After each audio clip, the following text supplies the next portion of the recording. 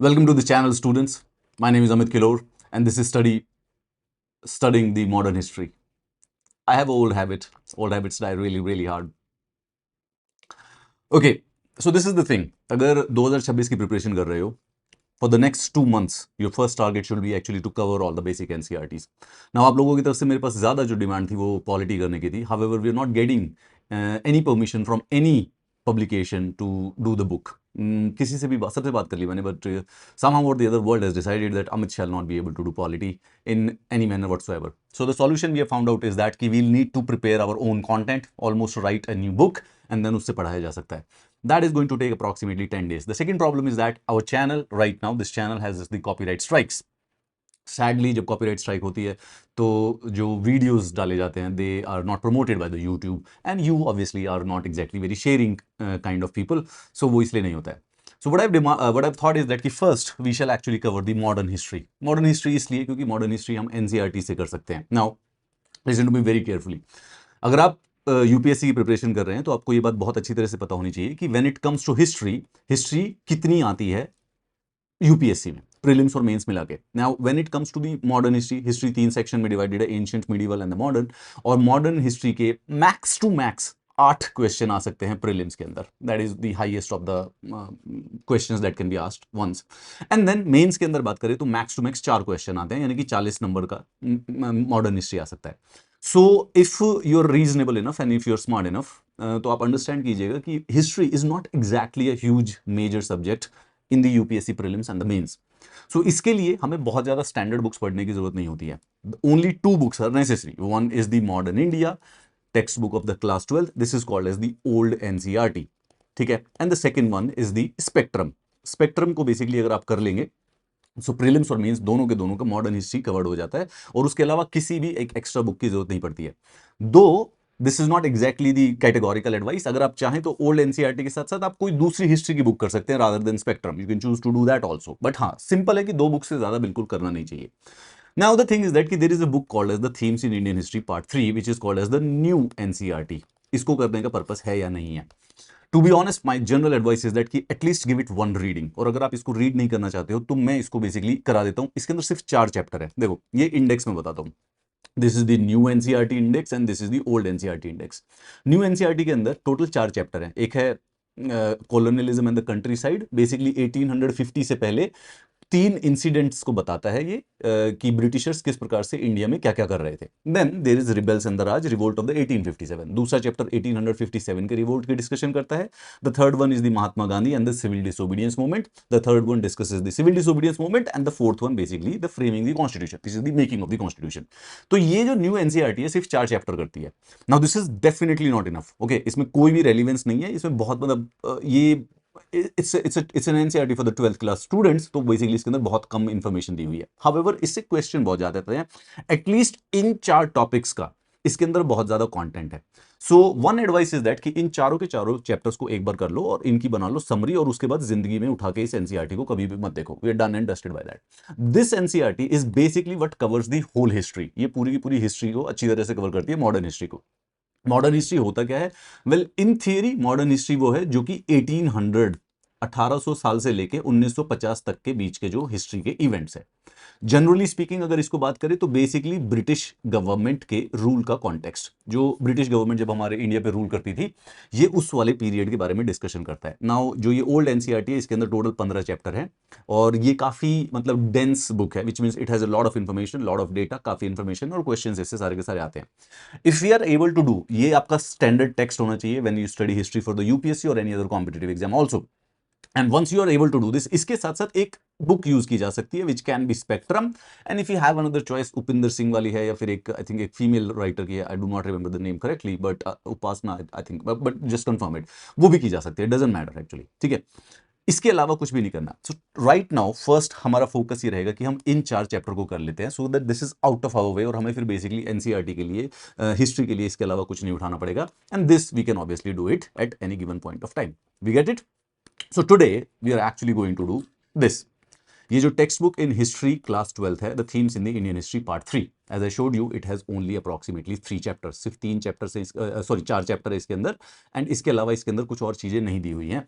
Today we are going to do this theme 9, the colonialism and the countryside exploring the official archives. ये वाला हमारे पास chapter है. Okay, this is it, exploring the official archive. छोटा सा chapter है लेकिन इसके अंदर डेटा बहुत ज्यादा है. इसको करना क्या है, you will sit with me, you will open the book with you right now. आप अपने साथ बुक खरीदेंगे, बुक खोलेंगे और इसको मेरे साथ साथ रीड कर लेंगे, मेरे साथ साथ इसको पूरा का पूरा पढ़ लेंगे. इसको पूरा का पूरा पढ़ने के बाद what we have to do, एक second, yes now we do good. मैंने इस चैप्टर की पूरी समरी बना दी आप लोगों के लिए. Okay, I have the absolute whole summary of this book for you. तो आपको इसके अलावा कुछ करने की जरूरत नहीं है. इसकी एक शॉर्ट समरी बना दी गई है. इसके अंदर ऐसी चीजें जो कि बुक्स में एक्सप्लेन नहीं है, उनसे रिलेटेड सारी की सारी चीजें ऐड कर दी हैं. एंड देन लास्ट में मैंने लाइन से इस बुक के अंदर जितने भी लोगों का नाम दिया हुआ है जिसपे प्रीलिम्स में क्वेश्चन बन सकते हैं, सारे के सारे उन सबका ऐड कर दिया है. जो भी हिस्टोरिकल टर्म्स दिए गए हैं यहाँ पे जो कि आपके एग्जाम के लिए रेलिवेंट है, उन सबको भी यहाँ पर ऐड कर दिया गया है. मतलब basically if you will do this summary you will definitely not need to do anything else out of this book again. But the point is that for once this book has to be read. ये book एक बार read करनी जरूरी है. You get the idea. So let's basically begin this. I am assuming you have this idea. सो मैं एक बार फिर से रिपीट करता हूं.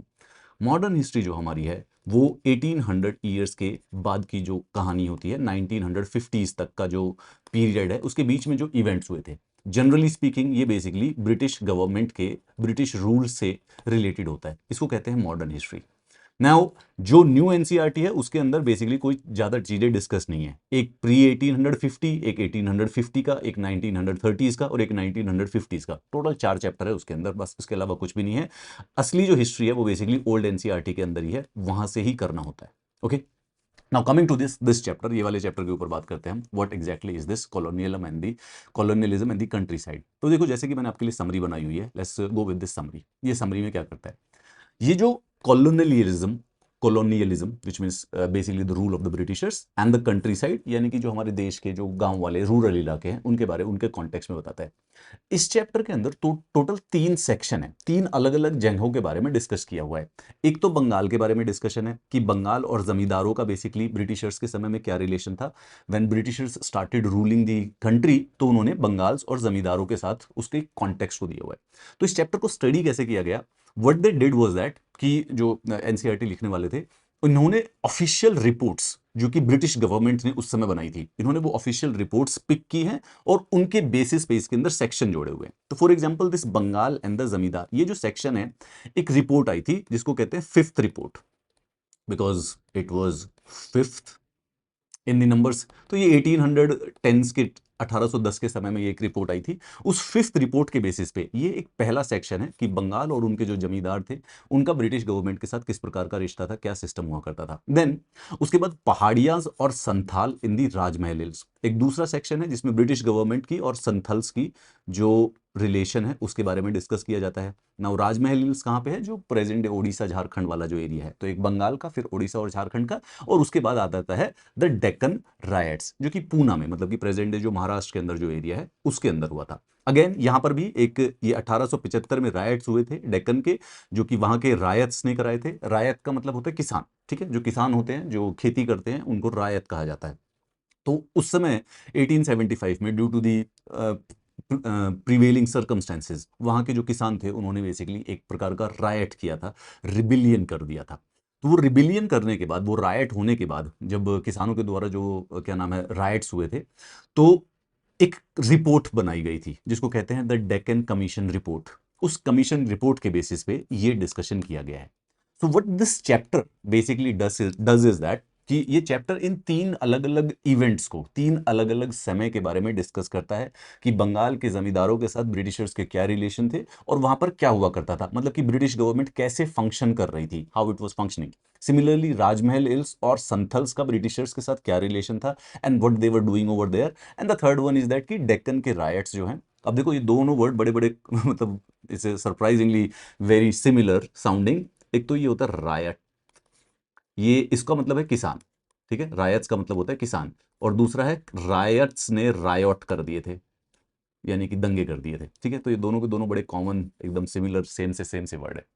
ठीक है, तो ये दोनों की मैंने समरी बना दी है, एंड ये समरी आपको टेलीग्राम चैनल पे अवेलेबल हो जाएगी, and then beyond that then you not need to do anything else on it. और इसके अंदर जो इस चैप्टर के अंदर जो ज़्यादा चीज़ें हैं वो मैंने और ज़्यादा एक्सप्लेन करी दी है, अभी आप पढ़ेंगे तो मेरे साथ पता चल जाएगा, ठीक है। Okay, get it. So first of all I'll just give a very short version of the story, the Bengal and the zamindars. देखिए, एक कहानी अगर आपको हल्की सी पता होनी चाहिए कि ब्रिटिशर्स इंडिया में रूल कैसे करना स्टार्ट किए थे। The shortest version of the story is that कि ब्रिटिशर्स की एक कंपनी हुआ करती थी जिसका नाम है ईस्ट इंडिया कंपनी। देवर ट्रेडर्स, ये भारत के अंदर आए थे ट्रेडिंग करने के लिए। लेकिन 16वीं और 17वीं शताब्दी का सिस्टम इस प्रकार से था कि इवन दो देवर ट्रेडर्स, ये अपनी एक आर्मी मेंटेन करके रखते थे। और slowly slowly after the death of the Aurangzeb की डेथ के बाद जो मुगल एम्पायर था वो धीरे धीरे वीक होने लगा। जब वो वीक होने लगा तो आफ्टर 1700s, 1700 के साल के बाद, जो 1700s के बाद था, धीरे धीरे जो ये ईस्ट इंडिया कंपनी थी ये ब्रिटिश के ऊपर रूल करना स्टार्ट कर दिया। ठीक है, तो दिस प्रोसेस जो था, जो मतलब उसके अंदर जो सबसे ज्यादा स्ट्रेंथ आई थी कि ब्रिटिश रूल जब स्टार्ट हुआ था, दैट स्टार्टेड इन 1760s। कुछ हिस्टोरिकल सर्कमस्टेंसेस ऐसे थे कि 1760 के समय में ईस्ट इंडिया कंपनी नाम की एक प्राइवेट ट्रेडिंग कंपनी को बेसिकली रूल करने का अधिकार मिल गया बंगाल में। ठीक है, और जब वो बंगाल में रूल करने का अधिकार मिल गया, उनको वहां से रेवेन्यू कलेक्शन का अधिकार मिल गया, तो ये ईस्ट इंडिया कंपनी ने कुछ रूल्स एंड रेगुलेशंस बनाने स्टार्ट कर दिए कि बंगाल से किस प्रकार से रेवेन्यू कलेक्ट करेंगे। Now during this was the situation, तो ये बंगाल से जब रेवेन्यू कलेक्ट करते थे, so they used to deal with the zamindars. और इन्होंने एक सिस्टम बनाया जिसको कहते हैं परमानेंट सेटलमेंट इन 1793। सिस्टम ये था कि ये किसी एक गांव को चुनते थे, अपना असेसमेंट देते थे कि इसका कितना रेवेन्यू होना चाहिए, और उसका रेवेन्यू फिक्स कर देते थे कि अब ये इतना रेवेन्यू एक साल में आएगा। परमानेंट फिक्स्ड है, परमानेंट सेटलमेंट का मतलब एक बारी में परमानेंट फिक्स्ड, ऐसा नहीं है अगले साल चेंज होगा, उसके अगले साल चेंज होगा, it's fixed permanently at one go. और उसके बाद एक किसी जमींदार को अपॉइंट करते थे कि वो जमींदार जो है उस पूरे के पूरे गांव का जितना भी रेवेन्यू है वो कलेक्ट करे, जो हमने परमानेंट हमने डिसाइड किया हुआ उतना हमें दे दे, उसके अलावा कुछ एक्स्ट्रा बचता है तो वो उसको अपनी फीस और अपनी इनकम के तौर पर रख सकता था। तो ये जो जमींदार हुआ करते थे ड्यूरिंग दिस सिस्टम, बड़े सारे से धीरे धीरे रेवेन्यू पेमेंट्स के ऊपर डिफॉल्ट करते रहते थे। क्या रीजन था? एक तो जो ये परमानेंट सेटलमेंट का जो रेवेन्यू था ये बहुत ज्यादा हाई सेटअप था, ठीक है, there were high rates, agriculture decline कर रही थी, और जो गवर्नमेंट थी उनकी पॉलिसीज जो थी वो थोड़ी इनफ्लेक्सिबल थी, एज इनकी फिक्स था कि इस दिन रेवेन्यू देना है, नहीं दिया तो बेसिकली हम आपकी पूरी की पूरी जमीन को जब्त कर लेंगे। नाउ इसके बावजूद भी जमींदार जो थे वो कुछ ना कुछ ट्रिकरी करते रहते थे और जमीन को अपने कंट्रोल में रखा करते थे। सो ये जो समय था 1760s के बाद से लेके 1850s तक का, ये ब्रिटिशर्स और बंगाल के जमींदारों के बीच में एक रिलेशन एस्टैब्लिश करता है, where these zamindars became too powerful, too rich due to the policies of the Britishers. And over the period of the next 200 years ये जो जमींदार थे ये हमेशा ब्रिटिशर्स को इसी वजह से सपोर्ट भी करते रहते थे। लेकिन ये इतनी सिंपल रिलेशनशिप नहीं थी कि ब्रिटिश गवर्नमेंट ने पॉलिसी बनाई और जमींदार एक बेसिकली रिच होता गया, उसके बीच में कुछ ना कुछ फ्रिक्शन चलता रहता था। इसी के साथ साथ there were someone who were called as the jotedar. Jotedar मतलब कि जो वो खेत को जोता है। नाउ द वर्ड जोतेदार, जिसे जो हिस्टोरिकल कॉन्टेक्स्ट होता है, यानी कि बंगाल के कॉन्टेक्स्ट में और 1750 से 1850 के बीच में, जोतेदार उनको कहते हैं जो गांव का सबसे अमीर किसान होता था, जो सबसे रिच पेजेंट्स होता था। ये इनको भी पावर मिल गई, और जैसे जैसे ये पावरफुल होने लगे तो जो जमींदार जो लोग होते थे वो थोड़े से कमजोर होते गए। ये वाला रिलेशन है।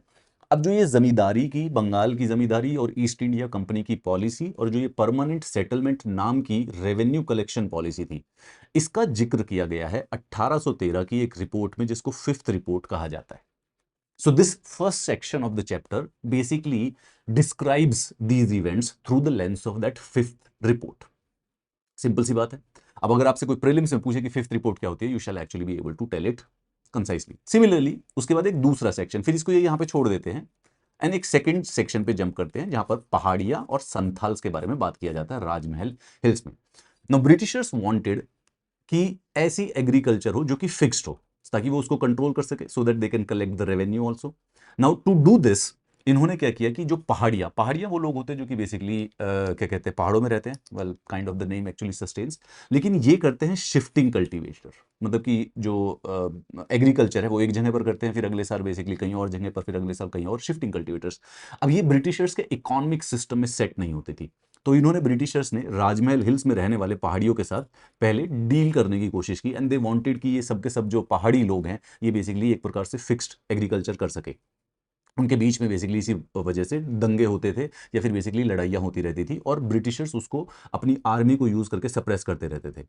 ब्रिटिशर्स ने इसका एक सॉल्यूशन निकाला कि राजमहल हिल्स में इन्होंने संथाल्स को इस्टेब्लिश कर दिया। इन्होंने एक जमीन का हिस्सा लिया और वहां पर बेसिकली संताल्स को बिछाने की, संताल्स को बसाने की कोशिश करी गई। तो यहाँ पे संथाल्स जब वहां पर सेटल करने लगे और वहां पर शिफ्टिंग एग्रीकल्चर की बजाय फिक्स्ड एग्रीकल्चर करने लगे, तो ये काम लगा। तो इनके लिए ब्रिटिशर्स ने संथाल लोगों के लिए को दामिनाकोह नाम की एक जगह थी जो कि बेसिकली पूरी की पूरी इनके लिए गई। तो जो ये पहाड़ी लोग थे ये और ज्यादा ट्राइबल एरियाज में, मतलब कि पहाड़ियों के ऊपर चले गए, और जो प्लेन और जो पहाड़ी के बीच का जो रास्ता है, दामन को मतलब कि the edge of the hills, right, वहां पर संथल लोग रहने लग गए।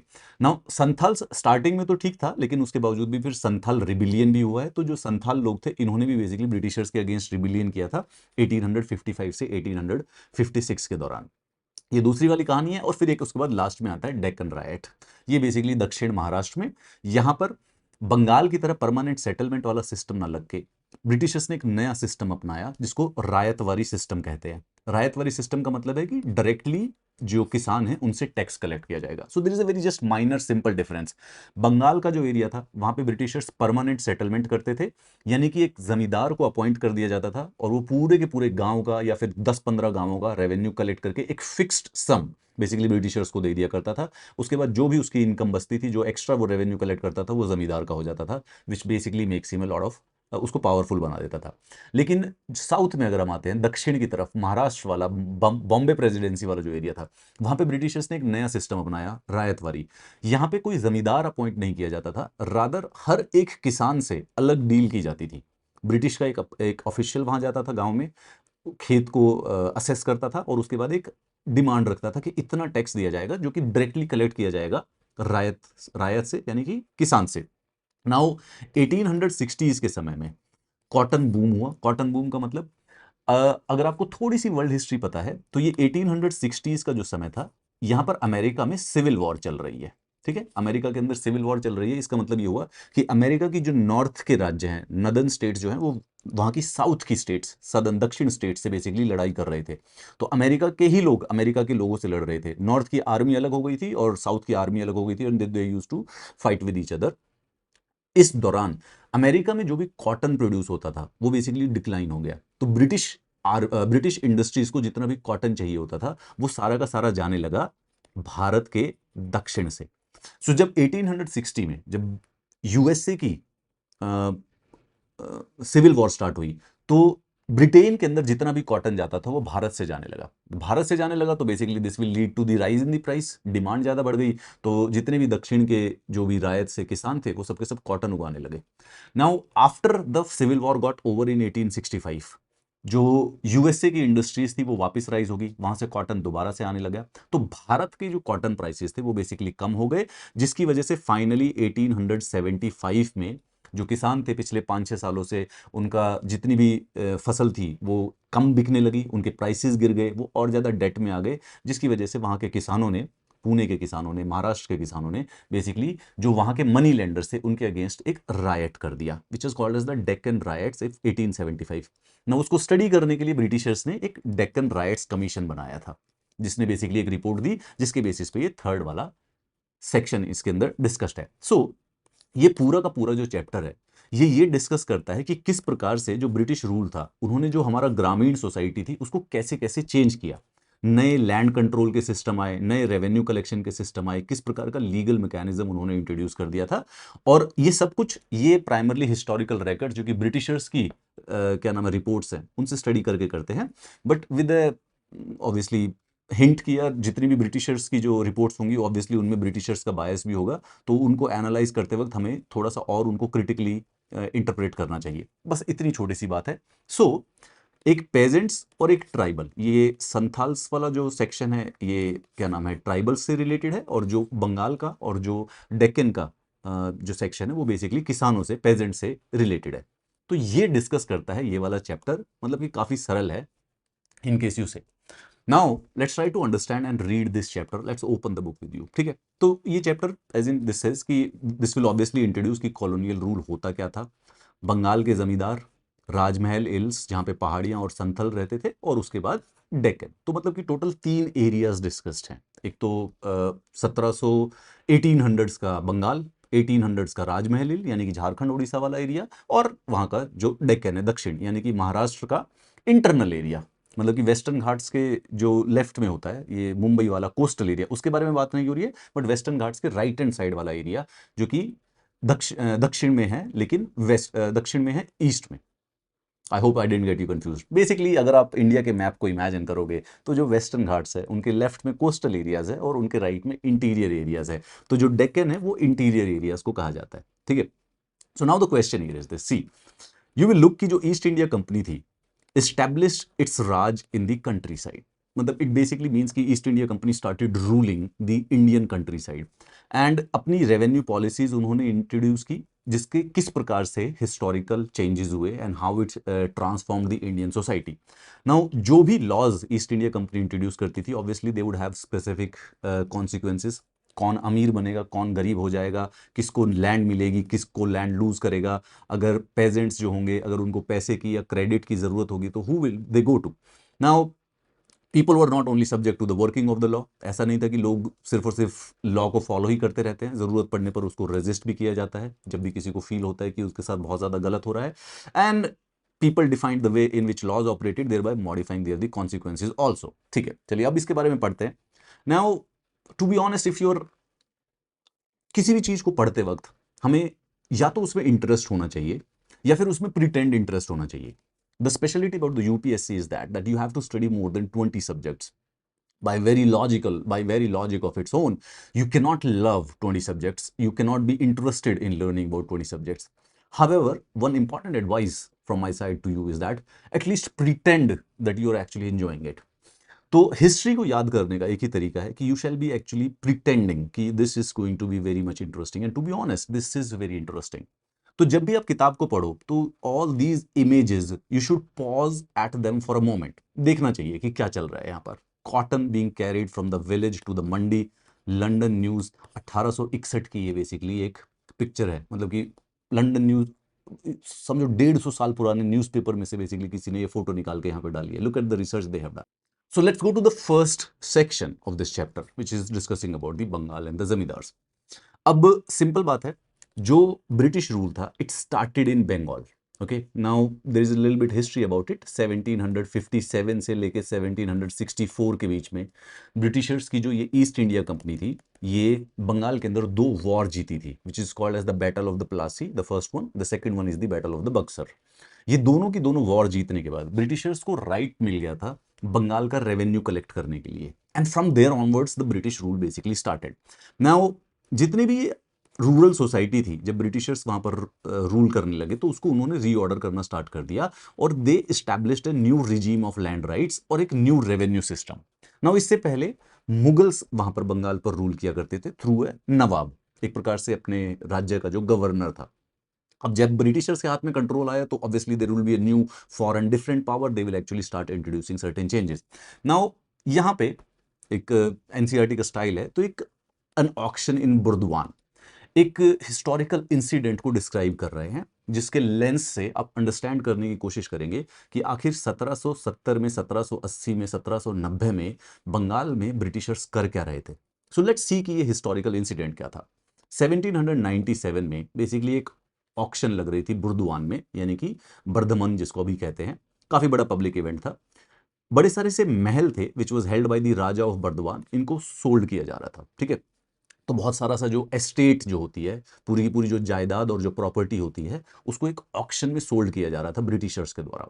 नाउ इमेजिन इट, 1793 में ब्रिटिशर्स ने परमानेंट सेटलमेंट नाम की एक पॉलिसी एस्टैब्लिश की थी। परमानेंट सेटलमेंट का सिंपल पर्पस था कि एक गांव या एक पूरा का पूरा एरिया किसी एक राजा को या जमींदारों को, जैसे कि राजा का मतलब जो है वो जमींदारों को कह रहे हैं यहाँ पे किंग वाला अकबर या औरंगजेब वाला किंग नहीं है, यहाँ पर जमींदारों को राजा कह रहे हैं, राजा साहब जो होते हैं। सो परमानेंट सेटलमेंट के तहत किसी एक जमींदार को एक एरिया ऑफ लैंड दिया जाता था और उसको राइट मिलते थे वहां से रेवेन्यू कलेक्शन के। और अगर वो रेवेन्यू कलेक्ट नहीं करके दे पाता था एग्जैक्ट डेट से पहले पहले नहीं दे पाता था, तो उसकी जितनी भी वो एस्टेट होती थी उसको बेसिकली ब्रिटिशर्स ऑक्शन कर देते थे किसी और आदमी को जो कि वो जिम्मा ले सकता था। सो ईस्ट इंडिया कंपनी ने रेवेन्यू फिक्स किया गया था, हर एक जमींदार जो पे करे, और जो भी नहीं पे कर पाता, however used to fail to pay, उसके एस्टेट को ऑक्शन कर दिया जाता था रेवेन्यू को रिकवर करने के लिए। नाउ ये वाला जो राजा है, राजा ऑफ बर्दवान, इसके काफी सारे से डेट हो गया था, मतलब इसने काफी दिनों से रेवेन्यू पे नहीं किया था, तो इसकी ऑक्शन कर दिया गया। तो वहां पर बहुत सारे से ऑक्शन पर परचेजर आ गए, बट कलेक्टर जो था, कलेक्टर एज इन की ईस्ट इंडिया कंपनी का, जैसे कि आज अभी आप आईएएस बन जाओगे तो डिस्ट्रिक्ट कलेक्टर ना, ऑलमोस्ट उसी का प्रीकर्सर है ये। Soon discovered a strange twist to the tale. जिन भी लोगों ने वो लैंड उस ऑक्शन में परचेज की, बाद में पता चला कि वो सब के सब राजा के ही, उस जमींदार के ही एजेंट थे। Over 95% sale at the auction was fictitious. मतलब कि 95% से भी ज्यादा जो सेल थी वो बेसिकली राजा के ही बाशिंदों ने, राजा के ही जो सर्वेंट्स थे उन्होंने खरीद ली थी। राजा एस्टेट पब्लिकली तो सोलो बिक गई थी, लेकिन लास्ट में जाके पता चले जो जमींदारी अभी भी उसी के कंट्रोल में थी। नाउ सवाल ये है कि पहले तो राजा रेवेन्यू पे नहीं कर पा रहा है, तो फिर वो ऑक्शन में दोबारा से जमीन को कैसे खरीद रहा है? परचेजर राजा के ही लोग हैं। What does the story tell us, जो कि उस समय ईस्टर्न इंडिया के उसमें हो रहा था। यहां पे देखो ध्यान से, ये बुर्दवान राजा का सिटी पैलेस है, डायमंड हार्बर रोड, कलकत्ता में। बड़े सारे से रिच जमींदार थे, और यहां पर अगर आप नोटिस करेंगे, पूरा का पूरा महल बना हुआ है, और वो भी ब्रिटिशर्स के आर्किटेक्चर में। Now these are the Corinthian columns. आप जब भी कभी यूपीएससी पढ़ो, यूपीएससी की क्या नाम है, कोई भी सोर्सेज को पढ़ो, this is the things which you need to extract from that text. ये प्रकार के, ये जो स्पेसिफिक खंबे होते हैं, स्तंभ होते हैं घरों पे जो लगते हैं, इनको कॉर्निथियन कॉलम्स कहते हैं। Now how does UPSC pick art and culture question?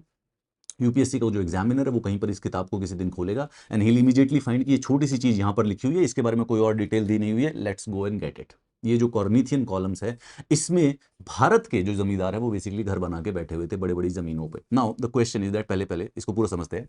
The estates of the Burdwan Raj सिर्फ ये नहीं बिकी थी, कम से कम नहीं तो 75% जो जमींदारी की जमीन थी उसको बेसिकली परमानेंट सेटलमेंट के बाद बदल दिया गया था। सो जब 1770s में ब्रिटिशर्स वहां पे रेवेन्यू कलेक्ट करने लगे, so they started rearranging the local rural system, land का सिस्टम और रेवेन्यू का सिस्टम। 1793 में उनके दिमाग में उन्होंने एक पॉलिसी बनाई which is called as the permanent settlement. ये परमानेंट सेटलमेंट बेसिकली पिछले 20 साल की प्रॉब्लम्स का एक प्रकार का सॉल्यूशन था। दे फिगर्ड आउट कि जो रूरल इकोनॉमी है बंगाल में वो क्राइसिस में है, वहां पर फैमिन्स होते रहते हैं, एग्रीकल्चर आउटपुट डिक्लाइन होते जा रहा है। So the thing is that कि agriculture, trade and the revenue resources of the state, इनको तभी डेवलप किया जा सकता है जब वहां पे एग्रीकल्चर में इन्वेस्टमेंट हो। उसको करने के लिए इन्होंने सिंपल सिस्टम लगाया कि वहां पे राइट्स, प्रॉपर्टी के राइट्स को सिक्योर कर लेते हैं और परमानेंटली फिक्स कर देते हैं rates of the revenue demand. This was the solution from the Britishers, कि अगर एक बार रेवेन्यू परमानेंटली फिक्स हो गया, so everybody will work for the productivity of the agriculture. अगर रेवेन्यू डिमांड परमानेंटली फिक्स्ड है तो कंपनी सिर्फ और सिर्फ, एक तो कंपनी की जो इनकम है वो परमानेंट हो जाएगी, right, regular flow of income, उनको हमेशा पता रहेगा कि यार इतने पैसे तो आएंगे, प्रिडिक्टेबल इनकम हो जाएगी। और एंटरप्रेन्योर्स श्योरली अपना प्रॉफिट कमाने के लिए फिक्स हो जाएंगे, क्योंकि कोई अनसर्टेनिटी नहीं बची ना कि अगले साल रेवेन्यू बढ़ जाएगा या कम हो जाएगा। सो फिक्स हो जाएगा सब कुछ। Now since the state would not siphon it of by increasing its claim, तो जो भी एग्रीकल्चरलिस्ट हैं, जो भी किसान हैं, जो भी बेसिकली जमींदार हैं, they would actually not be worrying about it. The process officials hope would lead to an emergence of a class of the human farmers and the rich land owners, जो कि बेसिकली एग्रीकल्चर को improve करेंगे। Nurtured by the British, this class would also be loyal to the company. This was the idea they were actually planning, कि बंगाल के अंदर permanent settlement को introduce कर देते हैं, for the two reason that it would actually lead to the more investment in the agriculture. Why? एक तो east India company की जो इनकम है वो फिक्स हो जाएगी, रेगुलर इनकम हो जाएगी। सेकेंड, जो एग्रीकल्चरिस्ट होंगे, जो जमींदार होंगे, जो किसान होंगे, they would also B secured कि रैंडमली कहीं से भी एक्स्ट्रा रेवेन्यू की कोई डिमांड नहीं आएंगे। So they should continue keep on investing in it, तो जितना वो ज्यादा इन्वेस्ट करेंगे उनको और ज्यादा सरप्लस बचता जाएगा। द प्रॉब्लम हावेवर, ऑब्वियसली, जो ब्रिटिशर्स मिस कर गए वो ये थी कि आइडेंटिफाई कैसे करें कि कौन आदमी एग्रीकल्चर को इंप्रूव करेगा और किससे वो फिक्स्ड रेवेन्यू लिया जाए। So there was obviously a debate amongst the company officials. So finally permanent settlement की गई राजा और तालुकदार से बंगाल के। ठीक है, so these are the two words। कौन कौन से? एक तो जमींदार, जिनको राजाज भी कहा जा रहा है, और दूसरा है तालुकदार। तालुकदार का मतलब होता है the people who have high connection. ये ये उसी वर्ड से आता है उर्दू के, आपके क्या ताल्लुकात हैं, ताल्लुकात है ना, ताल्लुक, आप किससे क्या कनेक्शन रखते हैं, वही ताल्लुकदार। सो अब इनको क्या किया गया, ये जितने भी वहां के लोकल राजाज, लोकल ताल्लुकदार थे, इनको क्लासिफाई कर दिया गया एज ए जमींदार्स। अब ये जमींदार लैंड को ओन नहीं करते थे एट दैट टाइम, इनको कॉन्ट्रैक्ट मिला हुआ था कि इस पूरे गांव की सारी जमीन का आप रेवेन्यू कलेक्ट कीजिए किसानों से and just give us that fixed amount. So they had to pay the revenue demand that was fixed in the perpetuity. Permanently एक बार फिक्स कर दिया इन्होंने, कर ही दिया। तो जमींदार was not a land owner but एक रेवेन्यू कलेक्टर था of the state. So imagine this system being created कि ब्रिटिशर्स हैं, they have the official legal power, ये अपना एक काइंड ऑफ कॉन्ट्रेक्चुअल एम्प्लॉय बनाते हैं एक जमींदार को। Now that zamindar is the contractual employee of the state. इसका काम क्या है कि किसी गांव जाएगा और वहां का सारा रेवेन्यू कलेक्ट कर देगा, a demand which has been set by the British. और वो रेवेन्यू कलेक्ट अगर ज्यादा कर लेता है तो वो उसकी इनकम और उसकी फीस के तौर पे वो अपने पास रख सकता है। तो जमींदार इनके अगेंस्ट भाई, इनके नीचे 400 गांव आया करते थे। So in company calculations the villages within one zamindari formed one revenue estate. तो पूरा का पूरा गांव का जितनी भी जमीन थी एक आदमी के अंदर आ गई, तो एक रेवेन्यू कलेक्शन यूनिट हो गई। कंपनी ने टोटल डिमांड पूरी की पूरी एंटायर एस्टेट की फिक्स कर देते थे और उसके बाद जमींदार को कॉन्ट्रैक्ट मिल जाता था। जमींदार रेंट कलेक्ट करता था और उसके बाद वो रेवेन्यू जो है वो कंपनी को पे कर देता था। एनीथिंग उसके पास जो बचा वो उसकी इनकम थी। द आइडिया वॉज सिंपल कि ये जो जमींदार हैं ये कंपनी को रेगुलरली पे करते रहेंगे। But there was a rule also कि अगर जमींदार रेगुलर पे नहीं करते थे, well then his state would be auction. तो वो जमींदार से बेसिकली उसकी पूरी की पूरी जो प्रॉपर्टी काइंड ऑफ जायदाद है, वो कॉन्ट्रैक्ट बेसिकली उनसे ले लिया जाता था और उसका एक ऑक्शन लग जाता था कि क्या कोई और आदमी है, इतना परमानेंट रेवेन्यू है, वो बेसिकली कलेक्ट करके हमें दे देगा। और अगर कोई इस बात पे ऊपर अग्री हो जाता था एंड दैट ऑक्शन में विन हो जाता था, तो वो उसको दे दी जाती थी। But this as a very very major flaw, remember it. कैसे? पहले तो सबसे पहले कि जमींदारों को इतना अच्छा काम मिला हुआ है कि भाई 400 गांवों का रेवेन्यू कलेक्ट करो, अंग्रेजों को दे दो और जितना ज्यादा कलेक्ट हो जाए उतना बेसिकली तुम्हारी इनकम बन जाएगी।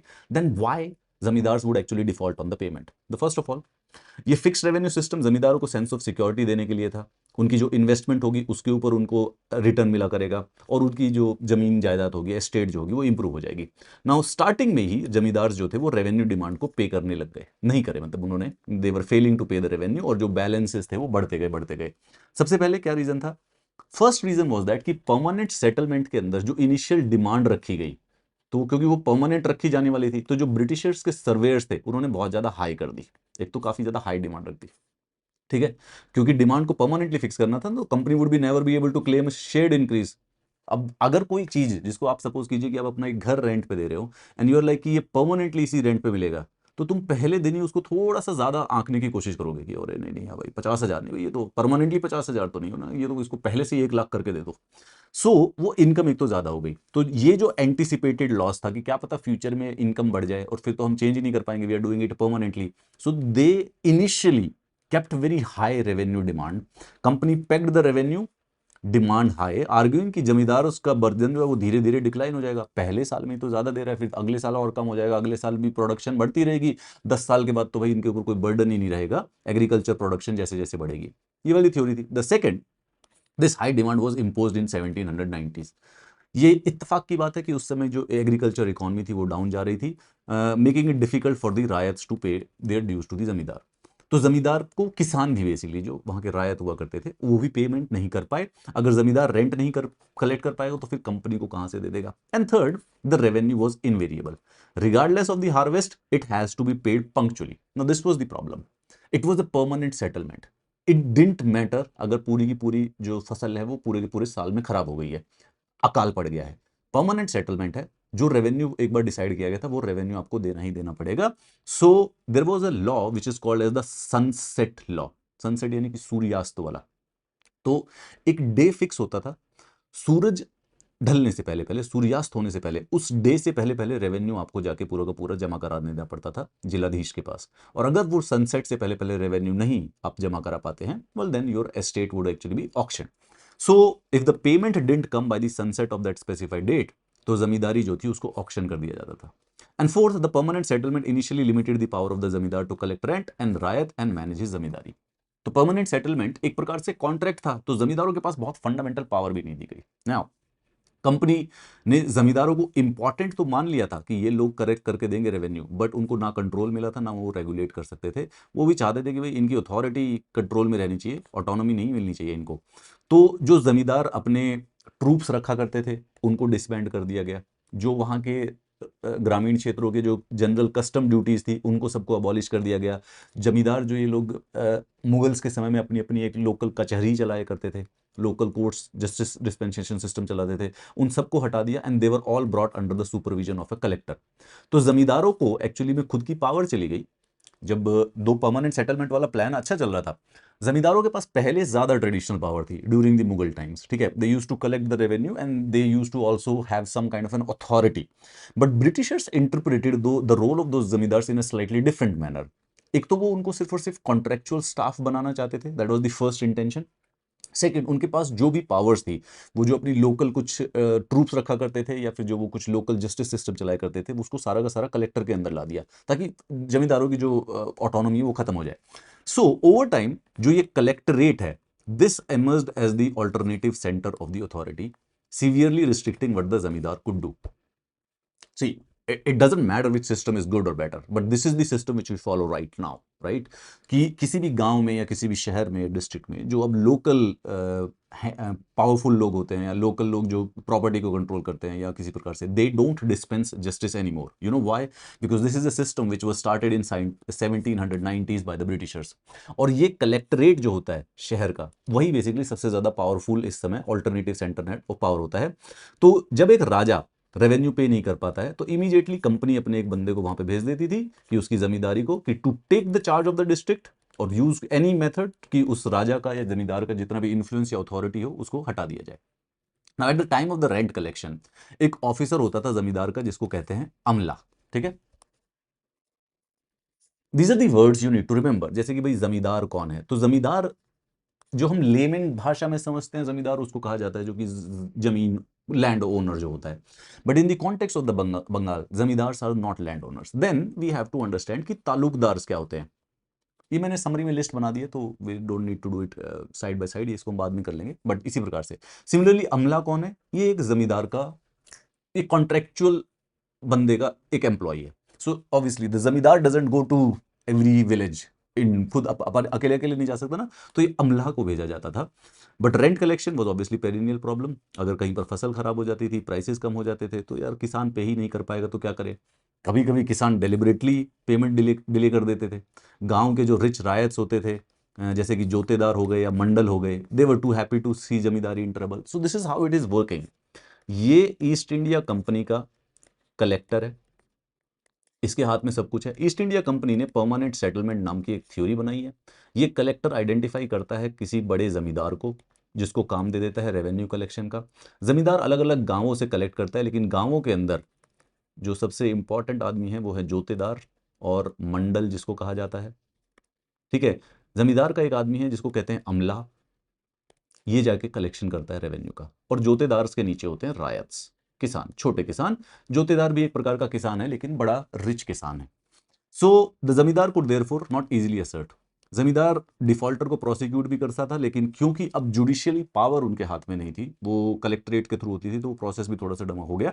सो बुर्दवान में अगर देखें तो 1798 के समय में 30,000 से भी ज्यादा रेंट के केसेस चल रहे थे कि इन्होंने अपना रेवेन्यू नहीं दिया। Now while this friction with the zamindars is going on, simultaneously jotedar नाम की एक नई क्लास राइज होती है। तो जैसे जैसे जमींदार क्राइसिस फील कर रहे हैं, एक रिच पेजेंट्स जो थे they were consolidating their positions in the villages. Now इसकी इंफॉर्मेशन कहां से आती है? There is a guy Francis Buchanan. Now Francis Buchanan basically एक ब्रिटिश ऑफिशियल है। वो आया है ब्रिटेन से, बेसिकली ईस्ट इंडिया कंपनी ने बुलाया है उसको सर्वे करने के लिए यहाँ पे। नाउ उसने कुछ किताबें लिखी हैं, उसकी कुछ रिपोर्ट्स है जिसमें से ये चीजें डिस्कस की जा रही हैं। तो फ्रांसिस बुचानन का सर्वे था Dinajpur district in north Bengal, जहां पे इसने ये जोतेदार्स के बारे में डिटेल डिस्कशन दे रखी है। बाय अर्ली 19th सेंचुरी जो ये जोतेदार थे, इन्होंने काफी सारी सी लैंड एक्वायर कर ली थी, several thousand acres. Local trade control करते थे, मनी लैंडिंग करते थे, मतलब कि पैसा उधार देते थे। इमेंस पावर थी over the poorer cultivators of the region. और इनकी जो large part of their land was cultivated through the share croppers. इसको कहते हैं अधियार्स यानी बर्गरदार्स। ये ऐसा किसान होता है जो कि सिर्फ और सिर्फ किसानी करता है जमीन पर, लेकिन जमीन के ऊपर कोई ओनरशिप नहीं होती है, ठीक है। So we need to remember इनको। अगर आप हो सके, अगर आपके सामने इस समय बुक्स है तो इनको मार्क करते हुए चलिए। यही शब्द याद रखने योग्य हैं प्रीलिम्स में, और इससे ज्यादा कुछ पूछता नहीं है प्रीलिम्स। मेंस में थोड़ा सा ज्यादा डिटेल एनालिसिस होगा। So who brought their own plows, labored in the field, handed over half of the produce to जोतेदार after the harvest. तो जोतेदार फिर भी जमीन को ओन करता है। ये जो अधियार और बरगरदार है, बरगदार है, ये बेसिकली जमीन को ओन ही नहीं करते हैं, बस ये किसानी करते हैं और जितनी भी फसल उगती है आधी अपने पास रख लेते हैं और आधी बेसिकली फिर जोतेदार को दे देते हैं जिसकी जमीन होती है। Now within the villages जो जोतेदार थे, it was more effective than the zamindar, क्योंकि ये और ज्यादा लोकलाइज्ड हैं। जमींदार तो जनरली बाहर जैसे कलकत्ता में रह रहे हैं, शहर में रह रहे हैं, जोतेदार डायरेक्टली गांवों में रहते थे, तो they had much more influence और more power, so they fiercely resisted efforts by the zamindar to increase the jama. जमा का मतलब लगान, ठीक है, तो मतलब जमींदार को इंसेंटिव है रेवेन्यू इंक्रीज करने में, क्योंकि जितना भी रेवेन्यू इंक्रीज हो जाएगा वो उसको मिलेगा। ब्रिटिशर्स ने तो परमानेंट सेटलमेंट कर रखी है, बट जमींदार जब भी रेवेन्यू को या लगान को या जमा को क्या नाम है बढ़ाने की कोशिश करता था, तो जो गांवों के जो जोतेदार होते थे ये उसको रेजिस्ट किया करते थे, तो वो जमींदारी ऑफिशियल्स यानी जो अमला आते थे उनको बेसिकली काम नहीं करने देते थे, किसानों को मोबिलाइज, रायट्स को मोबिलाइज करते थे, वो dependent on them, and deliberately जमींदारों को बेसिकली रेवेन्यू पे नहीं करने देते थे। और जब जमींदारों की जो एस्टेट थी जब वो ऑक्शन हो जाते थे, तो जनरली स्पीकिंग वो जोतेदार ही हुआ करते थे जो कि परचेजर हुआ करते थे।